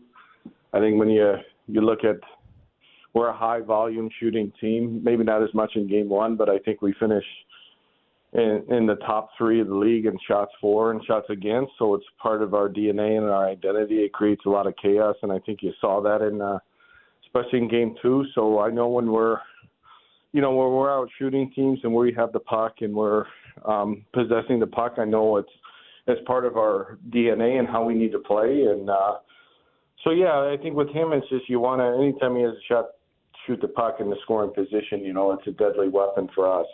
Coach, you got some extra time up there. How are you and the guys are managing this tonight, going the extra day here? Last night we had a good team dinner. Today early, we practiced. They got a concert tonight, so we practiced probably a little earlier than usual. We're on the ice at 9:15, and then some guys, if they want to go to Montreal for the day or walk around, and then we're actually going to have a staff dinner tonight, and kind of let everyone do their own thing and then just be ready to go tomorrow. Absolutely love it. Love the outcome Friday night. One of the best games that we've seen all season long from your squad, Coach. Keep up the good work, and we'll look forward to talking to you next week and hopefully talking about the future, right? We want more. We want more. We don't want Friday night to be the last home game of the season, and I know you feel the same way. Yeah, same. Excited about the opportunity. Good luck, Coach. We'll talk to you next week. Appreciate it. See ya. There's head coach Mike Leone. Yeah, Mike Leone, Rochester Americans, stopping by the sports bar. Concert tonight at Place Bell, Cypress Hill. That's a team outing, right? Is it a team outing, or is it going to smell like a medical emergency? wait, no, guys, you can't go there. Yeah. No. Do they do testing at the AHL level? Cypress May Hill. 20th, 7 o'clock. That's why we're not playing tonight, because they booked Cypress Hill. Yeah. Oh, gosh. You go to name me a better food town in North America than Montreal. Go. I can't judge because I've never been. Take Sandy up there. Number one, your dollar goes further. Gino, I'm embarrassed to say that for my birthday, I was gifted what happened the to this? Nordic Spa. There's like the world's largest spa is just outside of Montreal, and we haven't booked it yet. Okay, first of all, you told me about it, and I looked it up. It's outside of Ottawa, which is not exactly Montreal. Oh, it's north of the border. That's all I know. Okay. It's a short drive to whatever I want to do. Go. I know. Go. I know. I've got this giant albatross around my on my shoulder called Gene Battaglia. Who I can't match his level of work. I can't take that much time, especially if I'm going to be gone for 2 weeks next month. Okay, if somebody gifted me that spa, what work? I'm going. I was ready to go in the winter. My wife was like, I don't want to go when it's cold. I'm like, okay. So at some point, before it gets cold, we will make the trip north of the border. And you're right, it's not Montreal. I'm confused. I'm thinking of Ottawa, which is where it's right outside of this Nordic spa. Ottawa's underrated too. You're right. Yeah. Right. And there's like bed and breakfasts and stuff all around there. I don't know. We'll figure it out. But to answer your question, I would love to go, and I probably will at some point. But as far as the food goes, man, that's tough. I mean, I've had some amazing meals in some great U.S. cities. San Francisco, New Orleans. See, I've never been to New Orleans. New York, Chicago. I mean, like, there's no shortage of good restaurants. I got to watch The Bear. Maybe when we take a break here, I'll sneak in The Bear trailer for season 3. Yeah, Bear trailer's 2 minutes. Season 3, part 2, right? It's the second half of season 3. Honestly, I don't know what they're calling it. Yeah, okay. Appreciate Mike Leone stopping by in the sports bar. We have some breaking news in the NFL that we'll get to next. A couple of other notes as the NFL spring owners meetings are happening in Minneapolis right now. We'll get to that. We have happy hour coming up in a few as well here on the sports bar.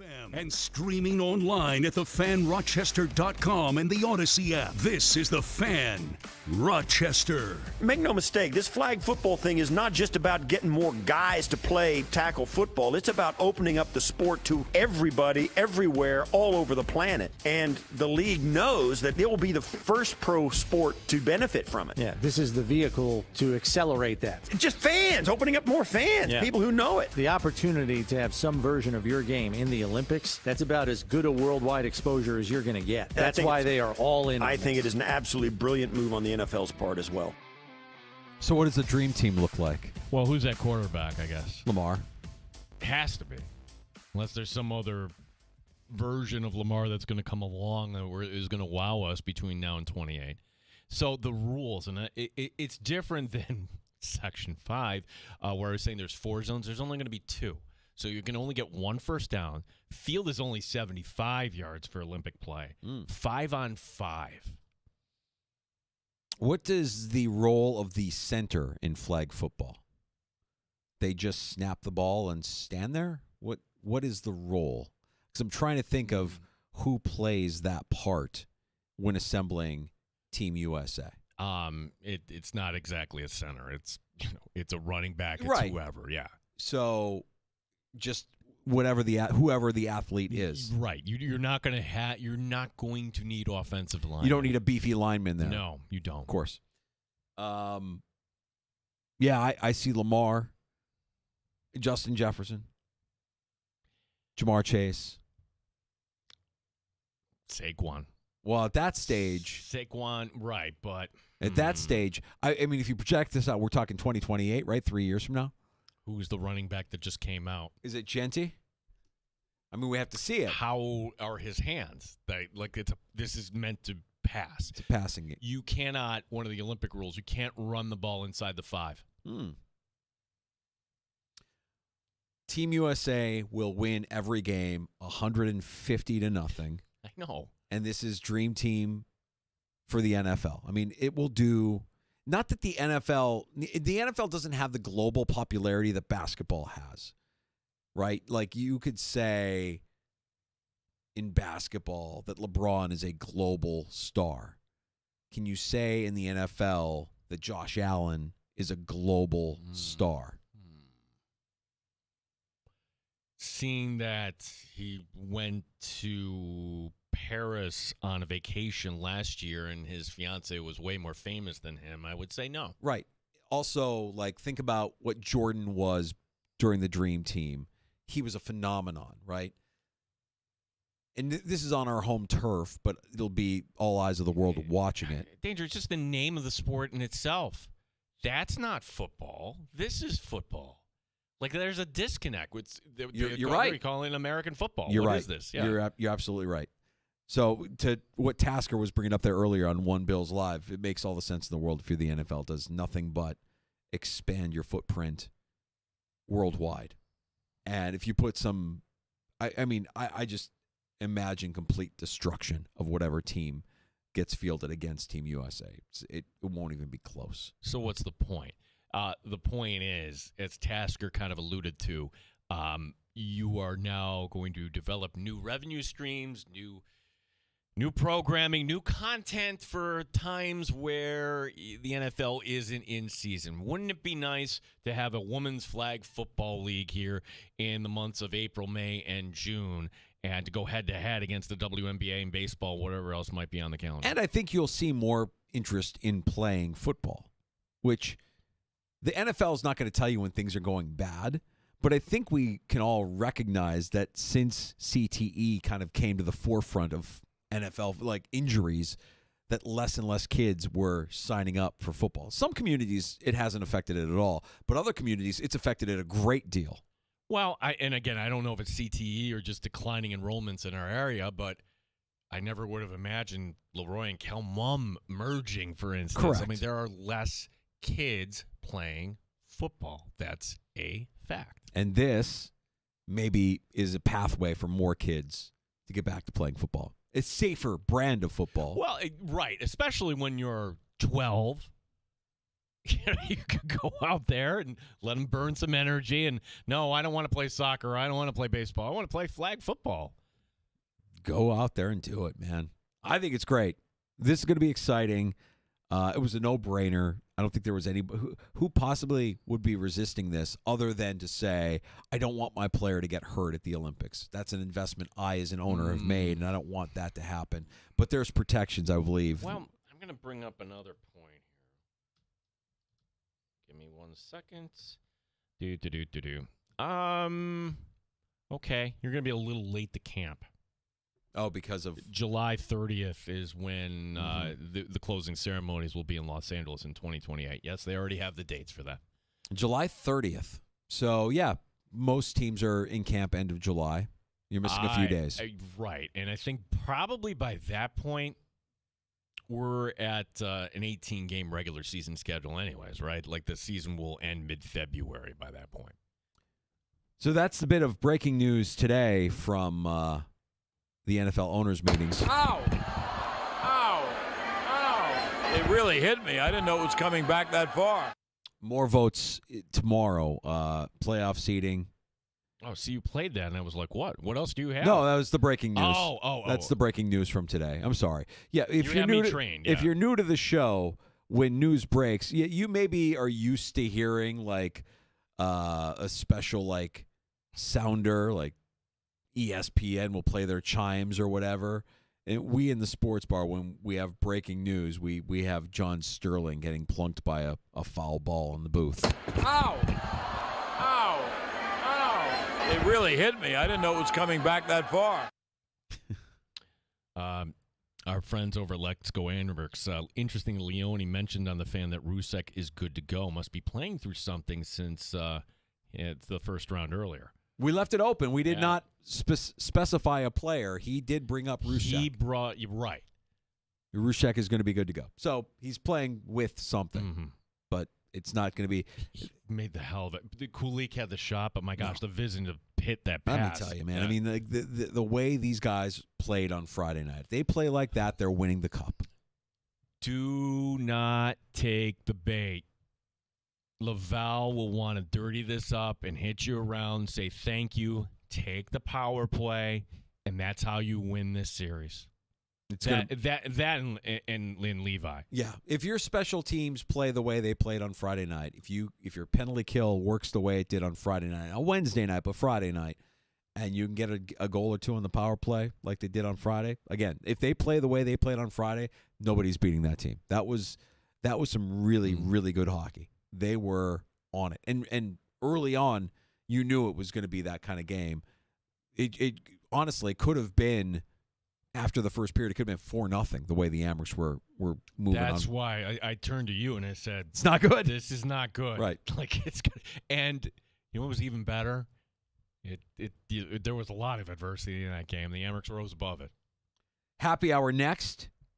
I mean, all these things are happening. We're back. We've got playoff action tonight. Game 1 in the NBA in the West. Game 1 in the NHL in the East. Yet the headline that has captured our attention the most, we've spent some time talking about it. Did Bill Belichick put a ring on it? I think he did. The New York Times wouldn't just put this out. I mean, this is a New York Times, fairly credible news source, saying that Jordan Hudson is told at least one person. This is a reality show. Tune in tomorrow to see who says what. It really is. We'll get to that. We have time for your calls. 866-4326, 585-866-4FAN.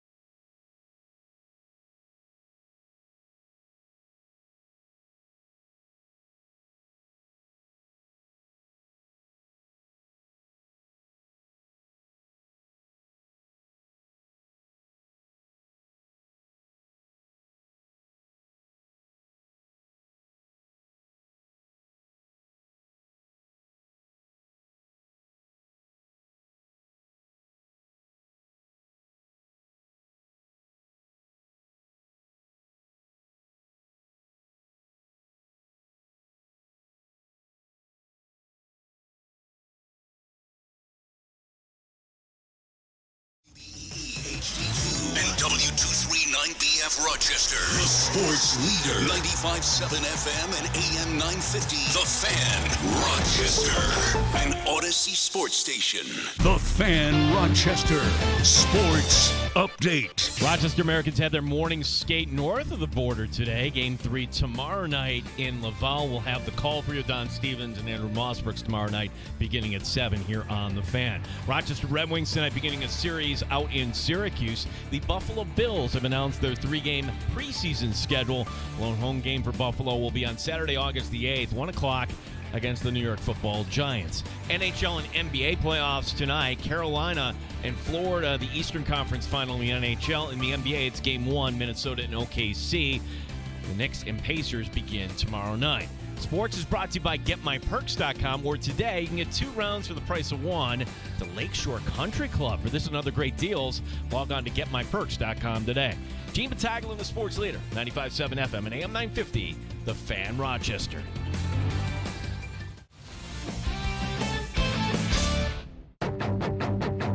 The Sports Bar with Danger and Battaglia. As meetings begin in Minneapolis today, NFL owners are not expected to vote on that tush-push ban and changing playoff seeding until tomorrow. You are excited to watch NFL players participate in flag football in the Olympics. Why? It's going to be sick. Wide receiver Christian Wilkerson. Mike Danger. Everything goes through the filter for me. Does it make me money or does it make me happy? And if it doesn't do either, I'm out.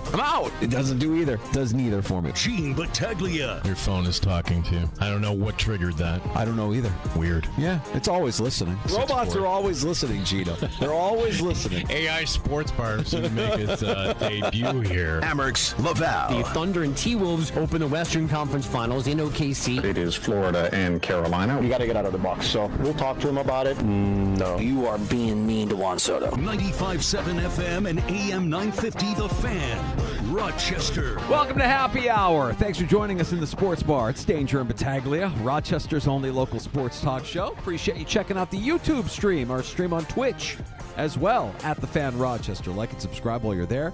And check us out in the free-to-download Odyssey app or on your smart device when you ask it to play 95.7 The Fan. TMZ, thank you very much. You're a little late to the party on this one. TMZ getting scooped by the New York Times. Well, this is an easy one. Yes, but since the New York Times came out with a report, somebody in Nantucket, because the way Nantucket is, like the docks, Danger, they're not very private. Like, the cool thing is you can walk up and down, you're like, oh my gosh, look at this. Look at this. I can't afford this. And we're trying to find, 7 rings, right? Or 8 rings, it's actually called. 8 rings being Bill Belichick's boat. It has a new paint job. 1 + 8 rings is the new name of Bill Belichick's boat. Come on. I am not kidding you. All right, let me see it in the reflection there. 1 + 8 rings? Okay, I'm trying to remember. I should know off the top of my head. He didn't win 8 with the Patriots, right? He got the 2 with the Giants and then 6 with the Patriots? So that's probably where he's coming for the 8. Okay. So the boat was named 8 rings. Now it's 1 + 8. This is some serious reality show, dropping breadcrumbs, all this nonsense that we're all on a chase here. She's playing all of us here, Danger. The story in the New York Times today, which I think it's kind of funny that the New York Times, Bill Belichick has always been in control. Then he met his girlfriend, Jordan Hudson. And you're reading this and a lot of this, okay, we already knew about this. We knew about, some of her demands. There's a line in there that she's telling people that they're engaged. Not everyone, but very cleverly that kind of drops in the middle of this article. Like that to me seems to be burying the lead there a little bit. She's told at least one person that she and Belichick are engaged to be married from the New York Times piece. We're not talking about that. We're not talking about that. We're not talking about that. If that's true, Bill, does he have any control, any power? Prenup, is that, you can't even get her to sign a prenup. She ain't signing no prenup. She has all the control. If you believe, like I do, about how they really met and what the true root of their relationship was, if that's true, what I believe to be true, then there's no way she's signing a prenup. That everything she's doing is because she knows he don't want the truth to get out. Danger, the year is 1990, and the New York Football Giants are like the toast of the football world, and they beat the Buffalo Bills in the Super Bowl. What was the number one film that year? Pretty Woman. Yeah. It was Pretty Woman. Pretty Woman. Yeah. Sadly, I've not watched Pretty Woman front to back. I've seen pieces through the years. That's another one I'll add to the list. Time out. Or I don't even need to. That was like, let's think. Nah, you're probably like high school or middle school. 1990. No. I'm 15. All right. So I'm on the fringe of middle school and high school. So you're not taking out the girl to see Pretty Woman. Okay, here are the movies I remember from that era that I only watched because I knew the girls would like them. Ghost, Dirty Dancing, end of list. I think Pretty Woman actually falls into that category. Probably does. It does. Not for the salacious, you know what she is, but for the shopping, the empowerment that you can make yourself better. And it's a little twisted, but that was the era that, Yeah. Oh, different time. Yeah. Way different time. Way different time. Yeah. Does that story hold up in 2025? No. We're not getting a Pretty Woman reboot in an age where everything is manufactured. To the point where if it actually was going on, you're coming up with cockamamie stories that we met on a plane. Careful now. Wait, theoretically. You mean to tell me you don't really believe that they met on a plane? What? According to Pablo Torre, they did not meet on a plane. She was 19 hanging around the Patriots facility. There are photos of her at Patriot games in the year 2021. She would wear red pants to Patriot training camp so he could pick her out in the crowd. Oh, that's why. Wow. I'm going to ask you a question, and this is sometimes how we go here, but can you get addicted to another person? Oh, no question. Yeah, you just want to be around that person all the time. Yes. In fact, that's kind of what love is, right? Especially young in relationship. This is... You're saying... Bill Belichick, like how he totally dove into football, he's totally fine with all this. I'll say this. I believe the two most addictive drugs on the planet aren't actually drugs. It's free money and what Jordan Hudson is offering to Bill Belichick. What got Bill Belichick hooked was Jordan Hudson. That's a powerful drug. You know what I'm saying, and I can't say what Of course. Because I can't be more crass than I already am. There's the FCC violations there that I just don't want to. Well, it's football's unspoken secret.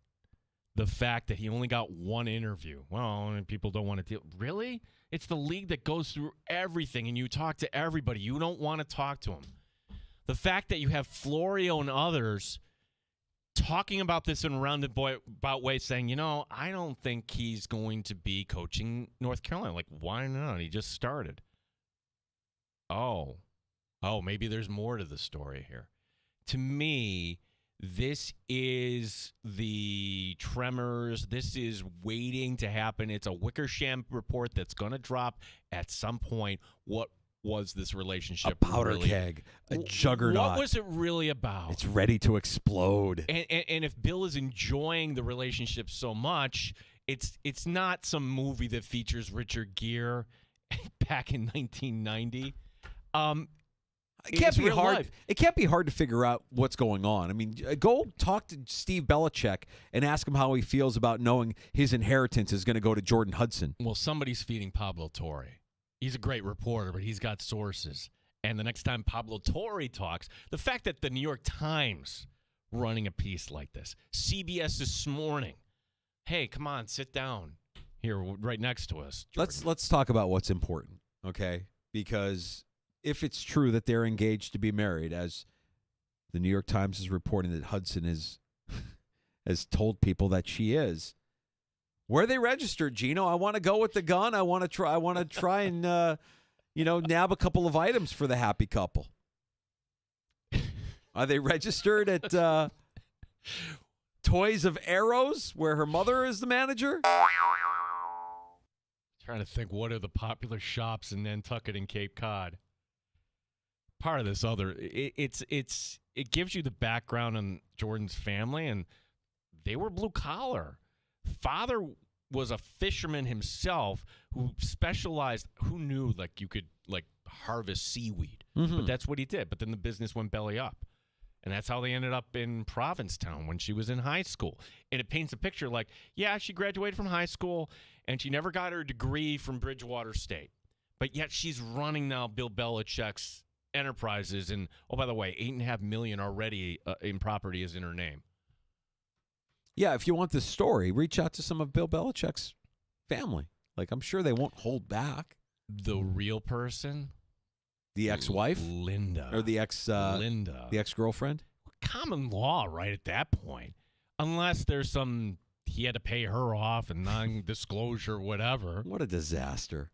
What an absolute disaster this has become. How many enemies does Bill Belichick just have in football over the years, right? Of course.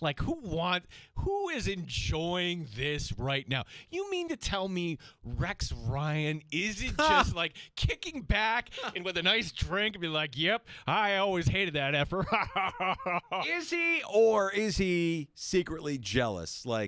Well, it's not great, but at the end of the day, he's got Jordan Hudson. Or do they all have their...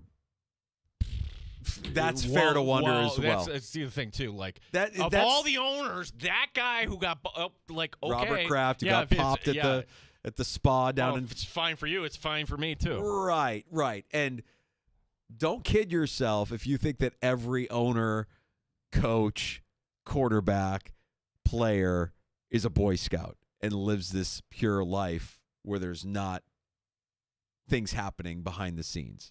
They're almost, in fact, I would say the majority of them probably have other things going on. Danger, that's fine. That's their personal life, okay? This is where it kind of crosses the line. This is North Carolina. This is a public university. This is somebody that, this is where it gets weird, where she's got to be copied on emails. Highest paid employee in the state. Correct. Yeah. It's a little different. Now your personal business is our business. Yeah. Wow. What's going on here? Wow. So Florio is saying, still holding on to this notion that he might not coach this season. Was North Carolina? The opt-out is June 1st. I think the premise here is off by Florio, meaning if you think that the folks in North Carolina, they might be clutching their pearls. They're also looking at their bank account. Every game is sold out. North Carolina's going to have more exposure. They win. Who cares? Yeah. If they win, we don't talk about this. And that's partially why we're talking about it. There's no football happening for us to talk about. We can't really talk about what that team is going to be until we see them on the field and see what he can actually do outside of New England without Tom Brady as his quarterback. No, but I can't stand the Kardashians or Paris Hilton or any like so-called influencer, and that's what this has become. You've tarnished your legacy. And look, in an age where should college athletes be paid? Is Pete Rose in the Hall of Fame? Can we put this now on the list? Who's more responsible for the Patriot dynasty? It's not Belichick. Once and for all. Like Tom Brady had to manage through that. Brady's laughing his ass off, by the way. Right. No, check that. His father's laughing. Yeah. His father hated Probably knew all along. Yeah, Belichick likes him young. Like weird. Just the whole thing is weird. It's bad. It's a stain on his legacy. And I think he's stuck. I think he can't do anything about it because if he does, that stain gets larger and larger, and we're going to look at him through a different lens. Like, oh, God, he's just terrible. Well, terrible human. I mean, what if there's more than just Jordan Hudson? Fair to ask. I mean, like, the first time you cheated, that's saying, an analogy. First time you cheated, that was only once, son. No, chances are you've done that before, too. Yeah. All right, so let's figure out where they're registered because I'm interested. I want to buy the happy couple a gift. Send them from a lovely gift from the sports bar. You don't realize, like, when you're in your 20s, like, okay, that's you're living in good times where you could just go and just like, yeah, I like that and that and that and that. Right, it's the benefit of getting married. I know a lot of kids these days are growing up and they're like, I'm not in a rush to get married. Don't really want to get married. Can't meet somebody. Don't want to meet somebody. Don't need to have kids. No, you don't understand the benefits. You get a whole list. I mean, the registry was fantastic. Well, you and I, one thing we share in common, Danger, is we both married the Italian wife, the Italian girl who became our wives, and the Italian word, you know what? You familiar with tutta familia?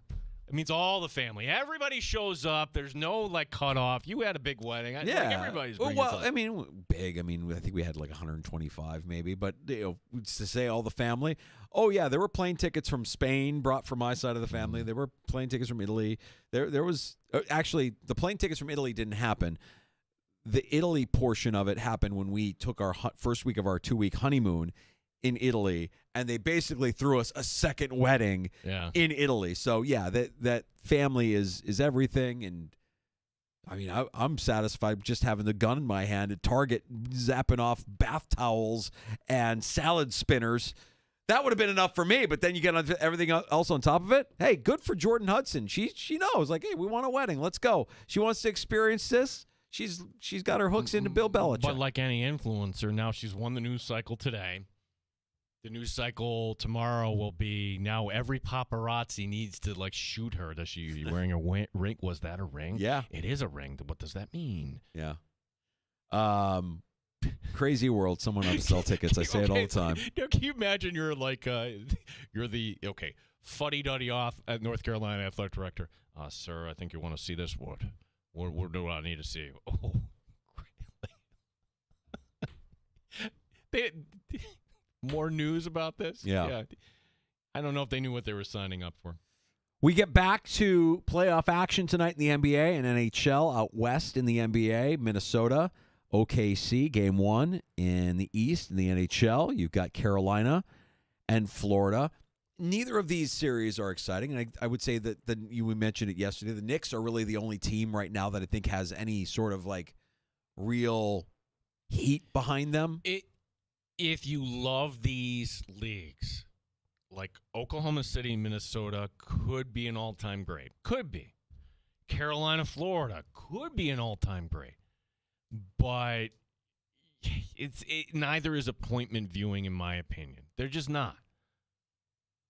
And I think the numbers ultimately will kind of reflect that when we've got a lot of other things going on in sports, too. Bills' preseason schedule was announced, 3-game schedule. 1 home game this preseason. That'll be week 1 of the preseason with the Giants coming to Highmark. We had Matt Perino on from the Syracuse Post-Standard. Last one being a Saturday in Tampa. I'm like, oh, that's great. You just take like an hour and a half, 2 hours over to Orlando? I wouldn't do it. Tampa to Orlando is just over an hour, but I wouldn't do it just because of the time of year that you're talking about. No. I disagree. Schools in the South are already back in school. You're only dealing with people from the Northeast. Not talking about crowds. I'm talking about the heat. Oh, the heat. I'm talking about waiting in line for 2 hours for Guardians of the Galaxy, and it's 95 to 98 degrees outside, and the humidity is nah. I'm good. I'll go in February. I'll go during break. I'll brave the crowds for a more comfortable climate, but. Perino couldn't make it work. Couldn't make the Disney trip for the family work. God bless him. The other NFL breaking news from today, the NFL players will be allowed to play flag football in the 2028 LA Olympics. Which, they had Roger Goodell making the announcement at the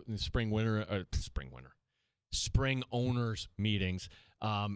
Alongside Justin Jefferson. Now you could say Justin Jefferson is, he lives in Minnesota. He's there at their OTAs, but they put Jefferson up and kind of, okay, now who's throwing Justin Jefferson the ball?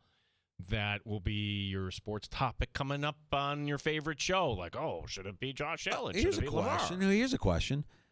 How many players for Team USA aren't in the NFL right now?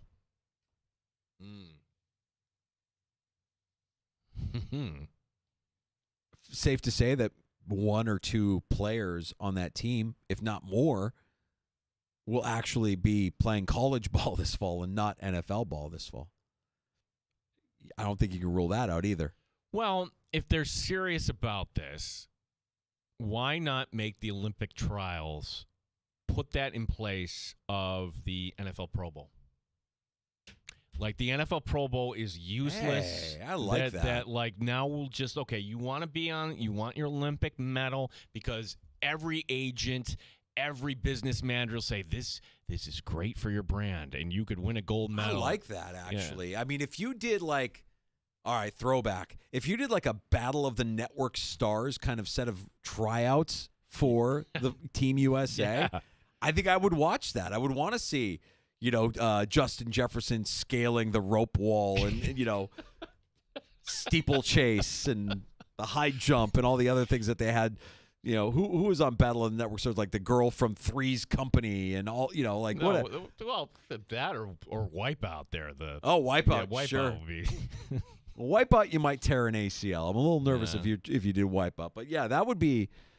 You're right about the Pro Bowl. Nobody watches. Might as well turn it into something that is meaningful. Like, oh, there is something for them to play for, to perform for. They're trying to make it to the Olympic team. That would be a lot of fun. Yeah, like you have two teams going at it. Oh my gosh, wouldn't that be something? Like you actually had in the rosters, only 5 guys on the field. So you have a team of 15 against a team of 15. Winner goes to the Olympics. Let's do it. Bills signing a free agent wide receiver. Christian Wilkerson, 28 years old, last 2 seasons with the Raiders. He was released this spring after he signed a futures contract after last season. The Bills waiving an undrafted rookie free agent wide receiver, Hal Presley III, in order to make room for Wilkerson. So there you go, bottom of the roster, wide receiver, depth, a body for camp, and somebody that if he's fortunate will end up on the practice squad, if he's fortunate. That's everything from the NFL. I mean, with the owners' meetings tomorrow, we'll find out about the tush push. We'll find out about whether or not they want to modify the playoff format. We can get the shots here, Danger, because I thought Juan Soto didn't have a good weekend. He didn't exactly follow that up. And now you've got this quote from Michael Kay saying he's glum in the Mets clubhouse. I'm like, oh, this is just like ice cream for Yankee fans, just eating this up. Well, I'm going to try to be like... I just want to know that the guy's head is in the game. And clearly, the play last night? No, it's not. Okay, we'll get to that. Oh, as if we needed another flashback today. A statement from Amanda Balionis. Who we dubbed Amanda the Homewrecker? Allegedly. Okay. Yeah. We'll get that as well. What that's all about. Great. We'll get to a round of shots. We have last call coming up in the sports bar as well. You could have the final word before we close up shop at 6 when you call 866-4326, 585-866, 4FAN.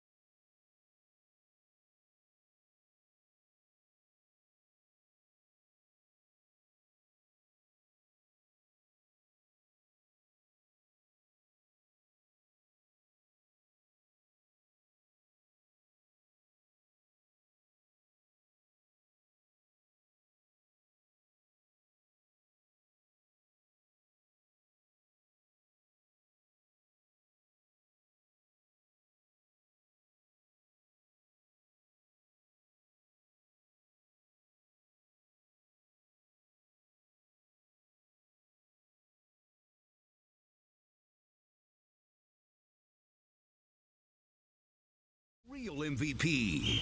The Fan Rochester Sports Update. We have to wait one more night for the Amerks Laval series. There's a concert tonight in Laval. Amerks had their morning skate there. Mari Baran wants one player to take more shots. To me, it's about the volume of shots. Erie's got a great shot, but I'd love for him to have 6, 7, 8 shots like one of those games and get a couple of goals. But have that mentality that you can shoot the puck from anywhere and beat goalies. Don Stevens, Andrew Mossbrooks will have your call coming up tomorrow night here on the Fan Rochester. The Buffalo Bills have announced their 3-game preseason schedule. The lone home game will be on Saturday, August the 8th, 1 o'clock against the New York Football Giants. Baseball tonight, the Yankees hosting the Rangers. The Mets continue their series at Fenway. Twins and Guardians rained out. Rochester Red Wings playing at Syracuse. Gene Battaglin, the sports leader, 95.7 FM and AM 950, the Fan Rochester. Bills, Sabres, Amerks. Your home for live sports is 95.7 FM and AM 950, The Fan, Rochester. Happy hour continues in the sports bar. Danger and Battaglia. Thanks for joining us this afternoon. Let's get to a round of shots. These two fan bases left in the Western Conference in the NBA going into rare territory. Oklahoma City and Minnesota. Now, if it's OKC, this will be their first finals since 2012. It was a loss to Miami. The franchise did win a championship in 1979 as the Sonics, but that doesn't really belong to them. Minnesota has never been to the final, and they've been around since 1989. Thunder favored by 7.5 tonight, 8:30 for the coverage on ESPN. Fun series just because of the youth involved in the series. You got some really young stars, and I guess, you know, when we conjure up 2012 for OKC, we remember that team. You had young stars on that team. You had KD, you had Westbrook, you had James Harden, and I just can't help but wonder, are these the teams that will hold on to their stars? Will OKC hold on to SGA? Will Minnesota hold on to Edwards? Will they make the investment that other teams are willing to make to put together a super team? That Oklahoma City team, when we talk about great teams that never won, like that was 2012 when they got to the final, thinking, okay, they're going to be back. They never made it back. 2015, they are up 3-1 on Golden State, if you remember that. And they blew it. And then Durant leaves for Golden State. Like, oh, yeah, that was the end. Some poor schlub wearing a Tyrese Halliburton jersey, an Indiana jersey, in absolutely the wrong place, that being Manhattan. Video of the fan being heckled. Some took a bag of garbage and threw it at him. More trash kept coming his way. Well, on the McAfee show, Halliburton inviting the fan. And it turns out he's a firefighter. Hans Perez to Game 4 of the Eastern Conference Finals. Game 1 is tomorrow night at MSG Knicks and Pacers.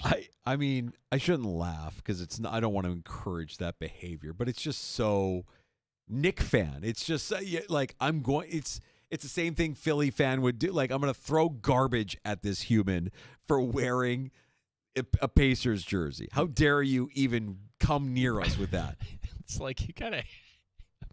wearing any NBA jersey, not Knicks right now. It's a good thing he's a firefighter because I think they were trying to set him on fire while he was walking by. They have zero regard for anybody not wearing Knicks colors. Now, if you watch closely the Yankees and Mets on Sunday night, Juan Soto hits a sharp grounder to second. LeMahieu makes the play, throws him out, but Soto didn't exactly run that hard. Maybe he could have even beat it out. You know, shame on ESPN Sunday Night Crew. They didn't even point that out. Last night, though, there wasn't any doubt about this one. Fly ball left field. It's going to go.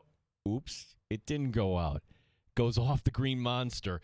Soto only getting a single. Yeah, that doesn't play in New York City in particular.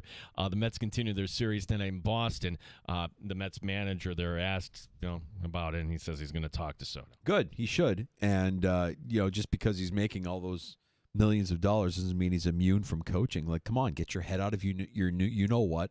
Stop admiring your work and hustle. Let's go. I mean, the thing is, like, I actually believe he's worth what he's making. Like, I think he's a spectacular baseball player, and it's sad to see that he's at that level of a Ohtani or a Judge, but he can't mentally get to that place where he's consistently playing at that level like Ohtani and Judge. Well, he knew what he was getting into.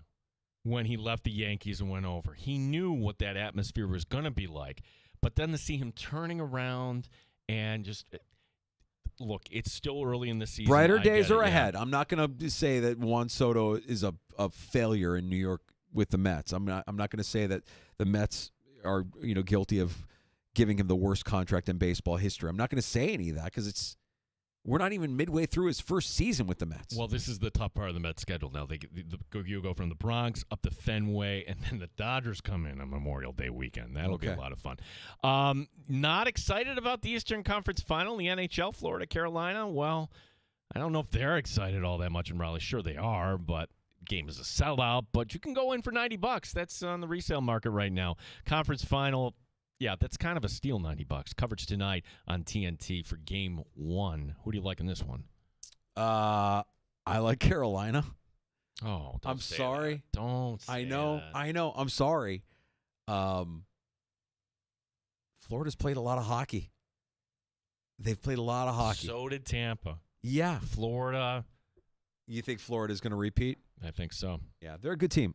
Marchand is you care when I'm right. I mean, who called it back then? Oh, that's right, me. Yeah, I know. Silly me thinking that the Leafs would somehow rise up. Tonight's get-in price for T-Wolves Thunder in OKC is just $95.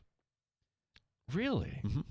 Okay, so maybe it's not that big a deal. Do you want the standing room price right now at Madison Square Garden for Game 1? Standing room, $650. Close, $637. Okay. $637 for Madison Square Garden. Standing room. Standing room. And OKC tonight, $95 gets you in the door. Not bad. Difference between OKC and the Big Apple, baby.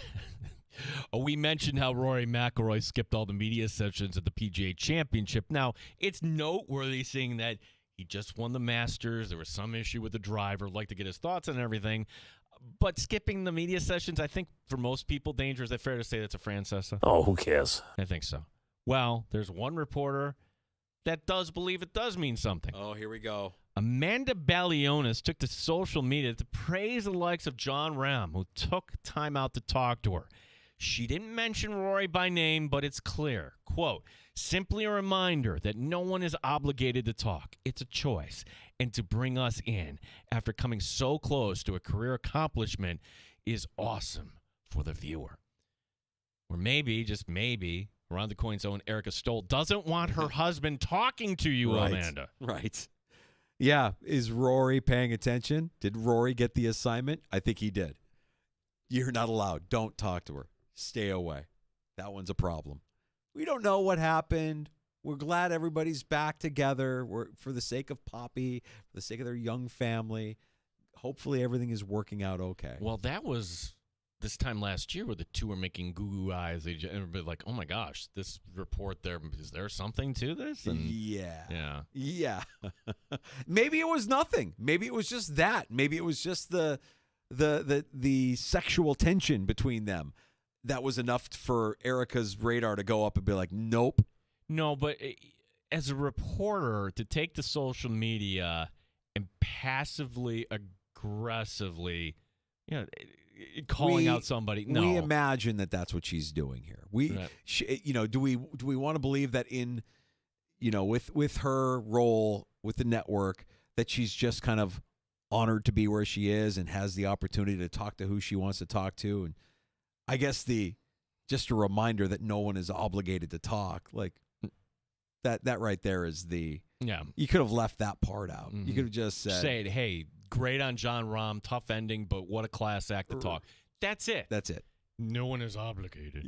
Yeah. Maybe she's got Nance in her ear too. Nance just feels like at this point his filters are gone.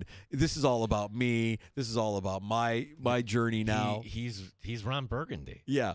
It's about him and his career and how great he is. And let me hey, tell you everybody, come over here and see how good I look. Remember somebody called, we met him at Oak Hill. You stop being I'm sure he's lovely. I'm sure he was very, very kind to everybody that he came in contact with. But We've got some narcissistic behavior happening here with Jim Nantz. That's all I'm saying. Announcing your retirement 11 years before you're actually retiring? Deidre, I want to tell you, in the year 2036, I will not be doing this show. Oh, no. All right, I just want to listen. I kind of want to do this. Hopefully, the Amerks win the Calder Cup that year, and right at the end of the Calder Cup, I will hang it up. I'll make it about me. How's that sound? Okay, yeah, fair enough. We got to get the last call next on the Fan. If you want to join us in the sports bar, pull up a stool and have the final word at 866-4326, 585-866-4FAN.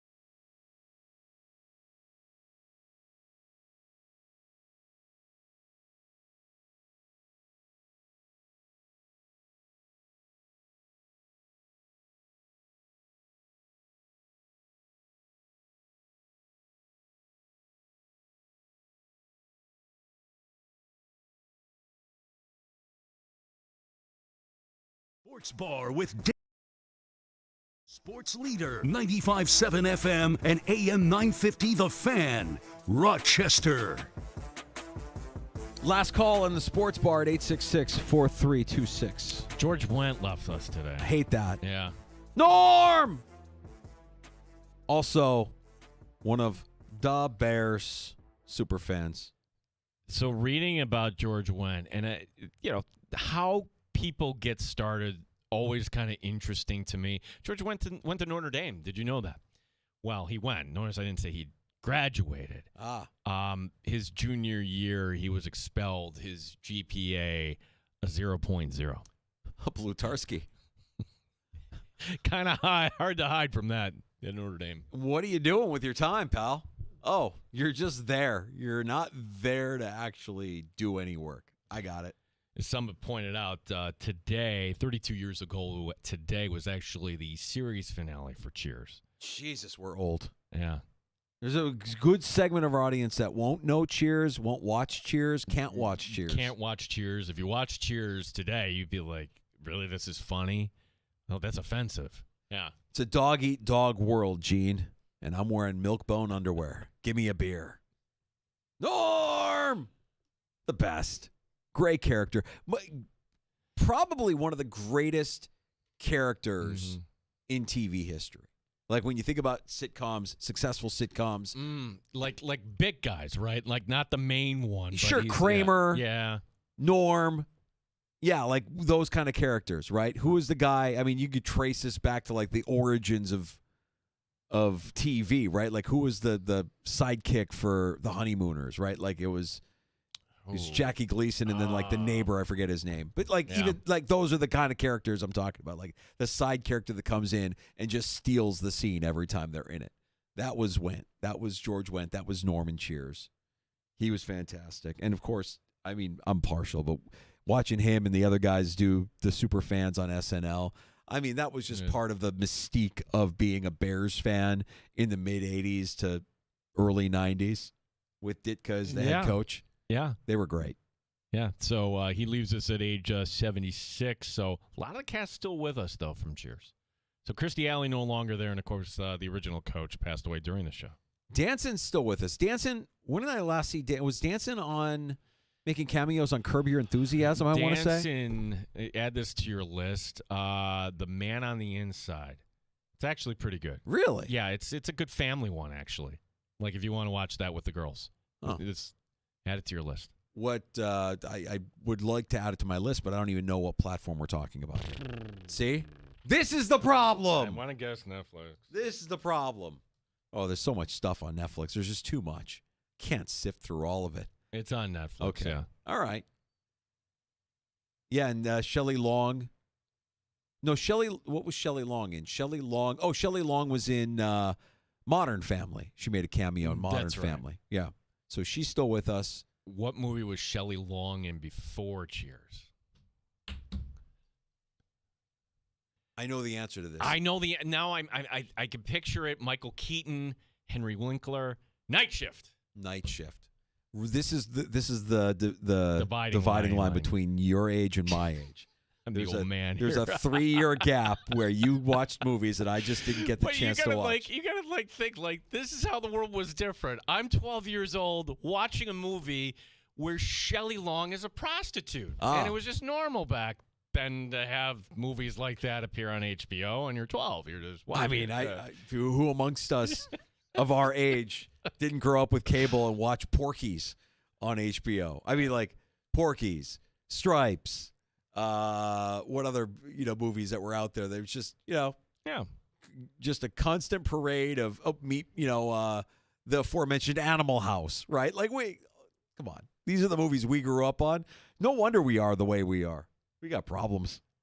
Tomorrow on the show, PJ Glasser steps back in. We'll get some winners from PJ tomorrow. Yeah, and we'll also talk a little Amherst hockey tomorrow. We're kind of the extended pregame show for Game 3 tomorrow night, the pivotal Game 3 up in Laval.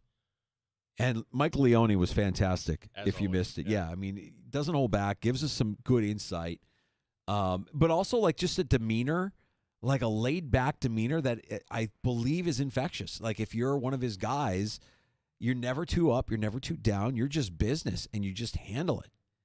And if you're down, you bounce back. And we saw them do that in Game 2.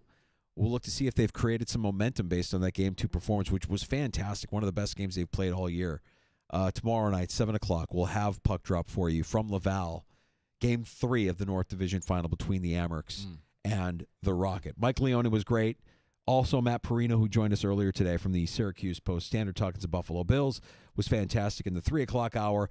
And both of those conversations are available for you wherever you get your podcasts. If you're more of a podcast listener, you missed any part of the show, you can go back and listen there, search out the Sports Bar, and that includes the free-to-download Odyssey app where you can catch up on any part of the show you may have missed. Also, that's what our YouTube channel is there for too, right? It's a great resource. You can go back and watch any part of the Sports Bar that you may have missed.